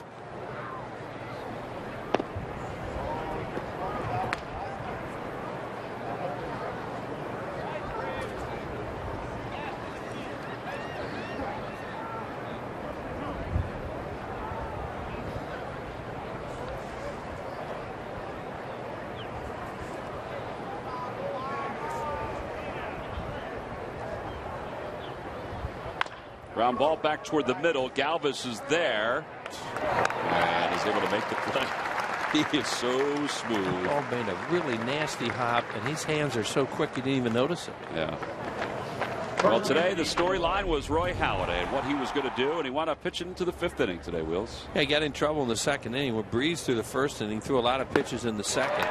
Threw a lot of two-seamers, it looked like. That was a breaking ball. Another breaking ball. He threw one to Melky Cabrera that he swung and missed right there, and he hit him on the thigh. You don't see that too often. There's another, looked like a little bit of a cutter there. Another one. I thought that was the best pitch of the day, that last one we saw that he threw. That was a little cut, it looked like. And it was down. Yeah, and he threw a lot of sinkers and cut fastballs, it looked like, this afternoon. A few curveballs and not many changeups. He left after 4 2 or 4 1/3. He allowed the 2 runs on 8 hits, 6 strikeouts. Andy LaRoche is the batter with 2 outs here in the top of the 8th. Phillies up 3-2.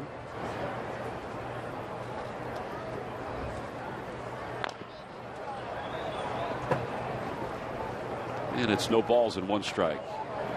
Papelbon is stirring, or 2 strikes I should say. Papelbon is stirring in the bullpen. See LaRoche's numbers this spring. There's Pat.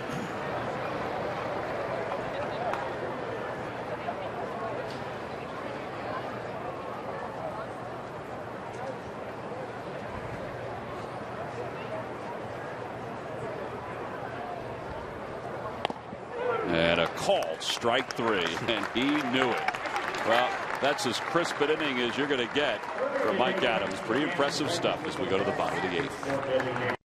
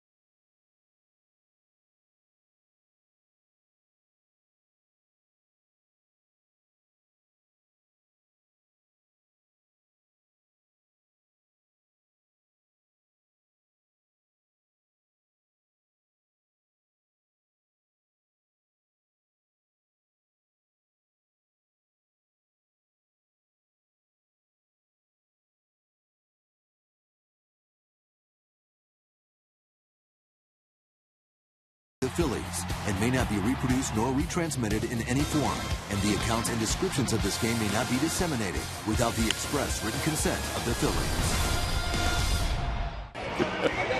It's WIP week on DNL tonight at 5. WIP's very own Glenn Macnow will be hosting Daily News Live. Sixers, Flyers, Phils, and LaSalle going to the Sweet 16. There's plenty to talk about on Daily News Live tonight at 5, only on Comcast Sportsnet. I'm not laughing at Glenn because we love Glenn Macnow. Right. We're laughing because as we came back, our crowd mic was picking up Juan Samuel, who was yelling something in a very funny way to somebody in the crowd, but we were picking up almost everything he was saying in Spanish. And that it was an Espanol. And he was, whoever that guy was who was down there conversing with him, then walked up the aisle after that.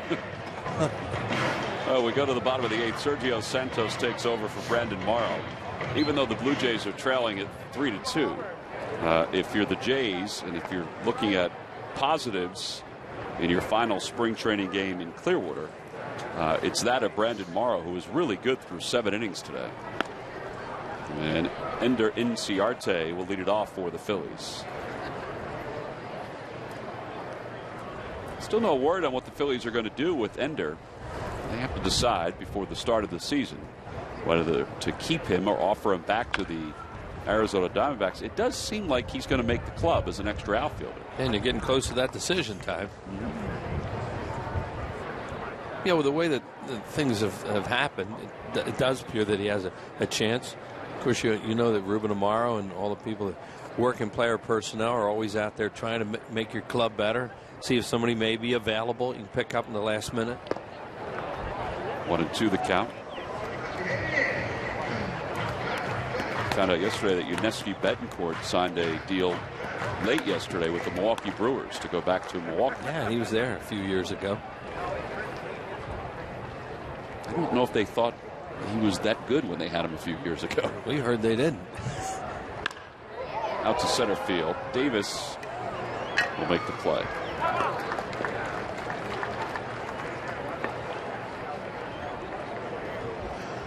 Inciarte retired. Derek Mitchell's coming out. Derek Mitchell.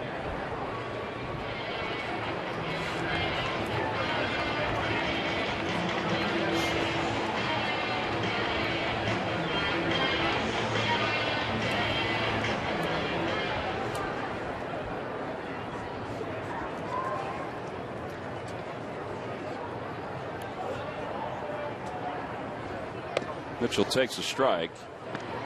Derek Mitchell spent last season, of course, in the minor leagues. He didn't have as good a year last year as he had 2 years ago. He really opened up some eyes a couple seasons ago for the Phils. Try to check. He went. It's 0-2. See, last year combined, he hit 116. That's not a particularly good year.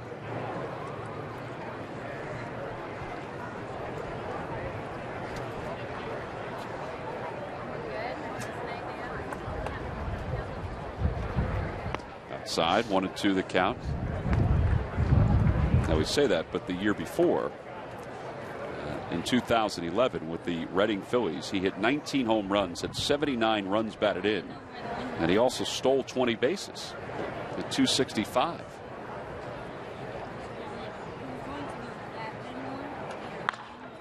Fly ball left field. And Anita circling around and makes the catch for the second out. So Mitchell's retired. Michael Martinez will get a chance to bat.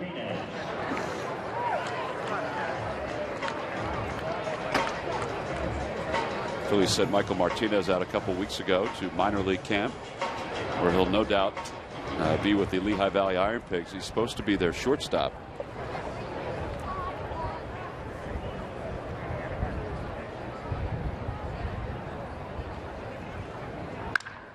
Lines that one to right center field. He got a pretty good swing. And it's a one hop off the wall. Martinez on his way to second. He'll be there standing with a 2-out double. He jumped all over that pitch. Yeah, nothing like a first ball fastball right there in the zone, and he jumped it, as you said. Here comes fastball. Look where it is. Oh my! Is that a nice pitch to hit? And he did damage with it.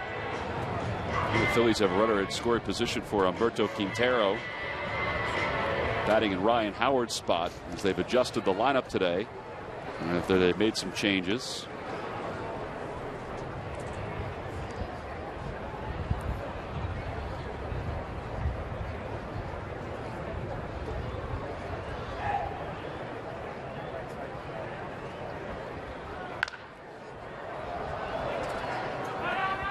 LaRoche will give that a look, but that's going to be back into the seats pretty deep into the seats. It's 0-1.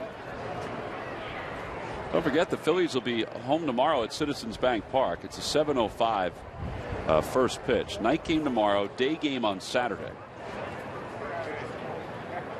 Cliff Lee is supposed to throw at least 3 innings. Kind of like the same pattern that Cole Hamels had yesterday, where they laid that out before the game that Cole would only throw 3 innings.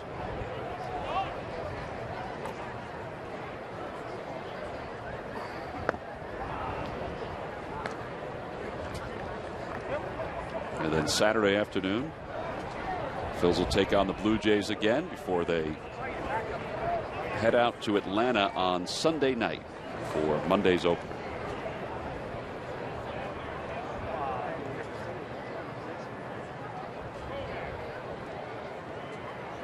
Line drive, base hit to left field. Martinez being waved home. The throw by Nanita is offline, and Martinez with a good slide slides in safely. Up to second goes Quintero, and it's a 4-2 ball game. Ryan Sandberg with a 1-run lead. You always play that like you would during the season. You have a 1-run lead with your closer ready to come into the game. There's 2 outs, and you gamble, especially if a guy can run a little bit. Martinez not fast, but he's a decent runner. So he makes a decision right here, just as he's getting to third base even, that he's going to try and score him and make it be a perfect play. It was not a perfect play, and you get an extra run. Good slide, too. Yeah, good slide. He did what you're supposed to do there. You follow the catcher, and that's exactly what Martinez did. And, that's one of those situations that I think you would do it just that way in a regular season game at home. So an insurance run for the Phillies here at the bottom of the 8th. Mayberry's up with a runner at second. And Mayberry takes inside 1-0. Mayberry grounded out his only time up. He's 0 for 1. That was a ground to the third.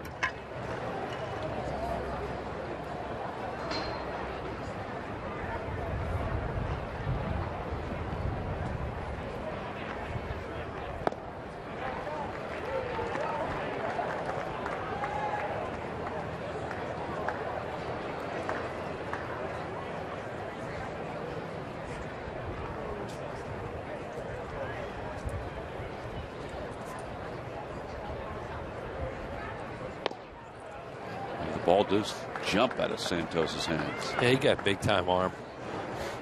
They brought him over last year thinking he could be their closer, and then he was hurt. But you can see he has a good fastball.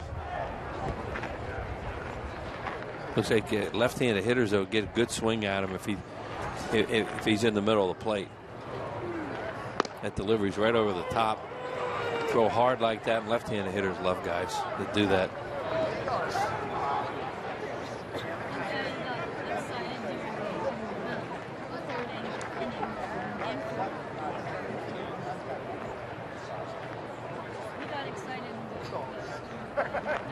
Ball 4. Mayberry's aboard. 2 on, 2 outs for the Phillies.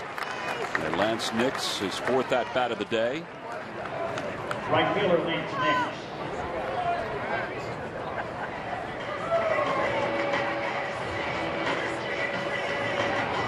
Applebaum's ready to go in the bullpen for the Phillies.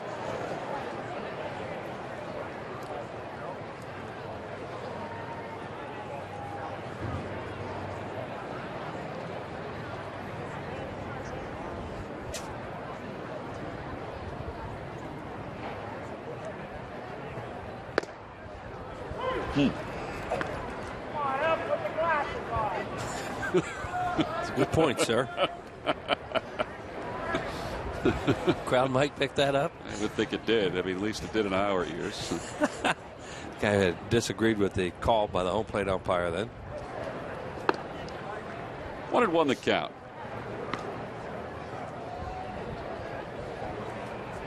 Phillies now with 4 runs on 8 base hits. The Blue Jays 2 runs on 8 hits. 1 error for the Jays. No errors for the Phillies.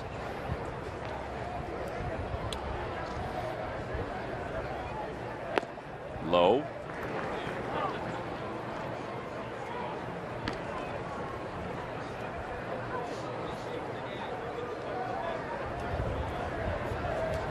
Santos looks like he has a tendency to overthrow a little bit too. He has a really good arm, throws real hard, and may try to overthrow a little bit. He's up to 20 pitches right now. He's one of those guys looking for the radar gun. You're not going to find it here.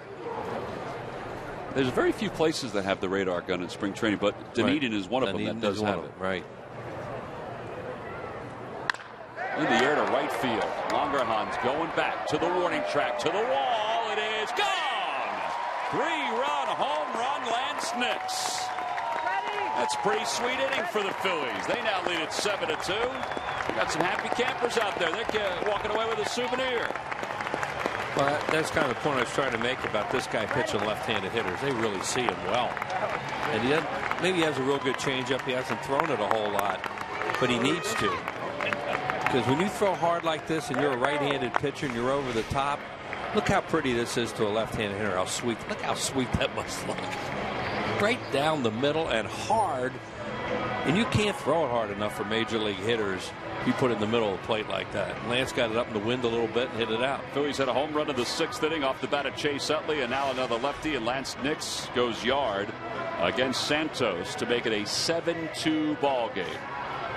We'll keep him in the game. And Freddie Galvis is coming up. There it is again. Almost right on the barrel, just down a little bit, and he got it up high. There's a little bit of wind out there, but that's a really good swing. Look at the weight shift there. When you take left-handed hitters hitting off this kind of a pitcher, they'll say all day. Second home run of the spring for Nix. You can make it 3 if you add his game against the Dominican Republic.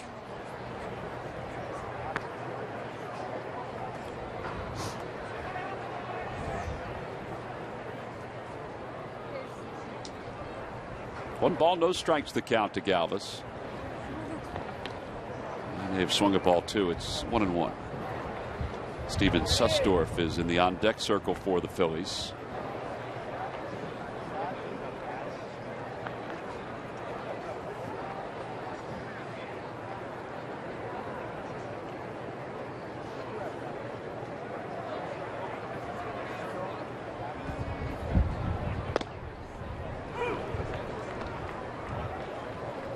That fastball, two of them in this at bat to Freddie is in a better spot. They're away. The ones he's really gotten hurt on are middle in.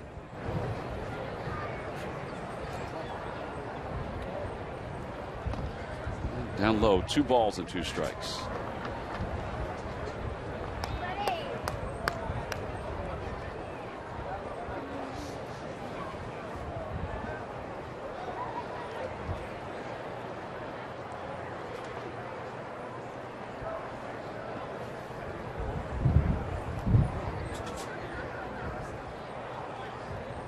Ground ball right side. Velez able to make the play, and Galvis retired. The Phillies add 4 in the inning. They take a 7-2 lead. Here's the topping.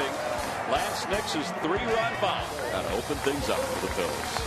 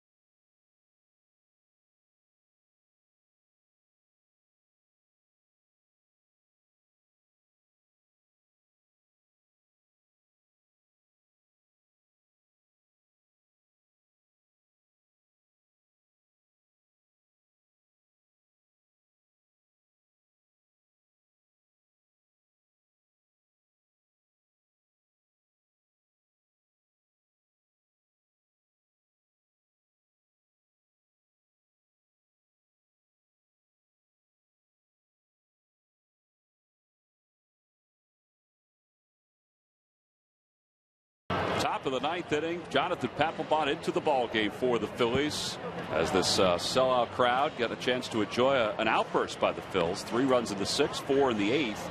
Now they lead at 7-2. 8 games for Papelbon. His earned run average is under 10 now. He had that one blow up. That was it. 7 1/3, 10 strikeouts. And he'll try to close the door on the Blue Jays. He'll work today, Wheels. And then Rich Doobie said tomorrow's a night game, so it's a nice transition for him to work back-to-back days, which is what he'll do. So will Mont, so will Mike Adams in preparation for Monday's opener. Well, that's a great way to be able to do that, to get back-to-back, because that's so important for the late guys in your bullpen. They go back-to-back games, and Papelbon's certainly more than capable of that. And you have a chance to do it here in Florida, go ahead. And tomorrow, as you say.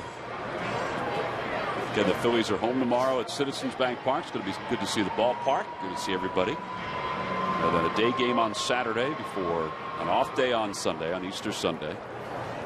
And then Monday against the Braves. Designated hitter Adam Lowen. Adam Lowen, the designated hitter. He struck out his only time up. And he takes a pitch just a little low. It's 1-0.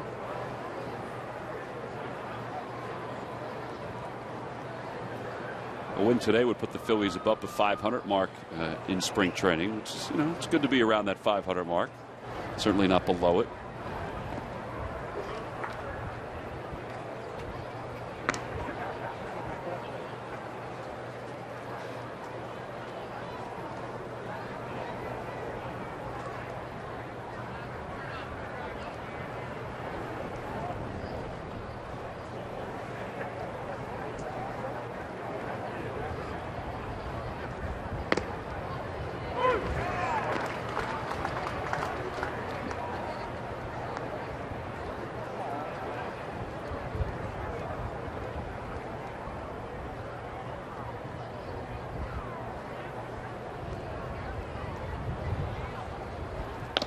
A little high, 3-1 the count. Major League Baseball season will begin on Sunday when the Texas Rangers face off against the Houston Astros in an American League matchup.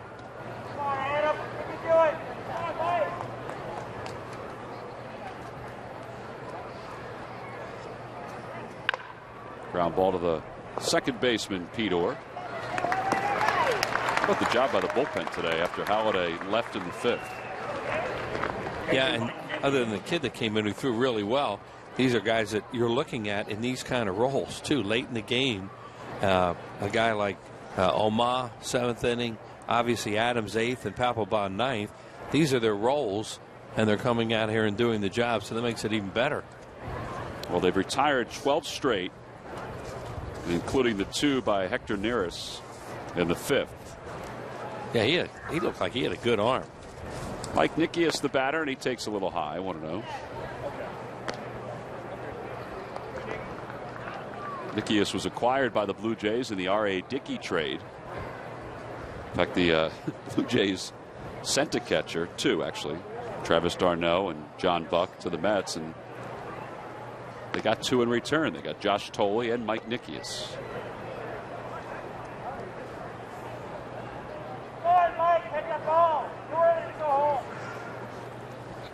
2-0 the count.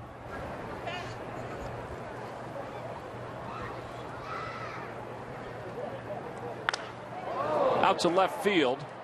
Mitchell feeling for the wall. He's got room. 2 outs. It sounded like he broke his back, didn't it? And we saw what happened when Kratz hit a ball out there and it got knocked down. Well, that same thing happened to that one.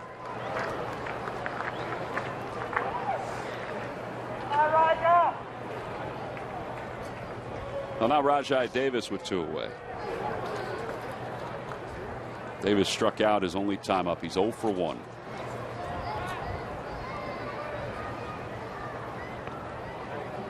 Off the glove of Quintero.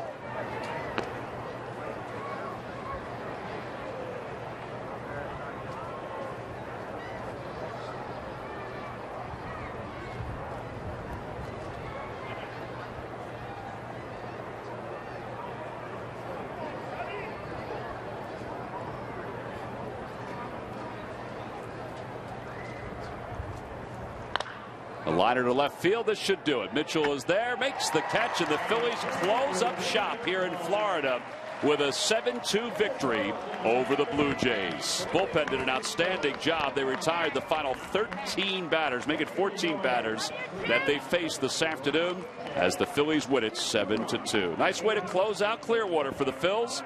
They win it by 5. We'll be back after this.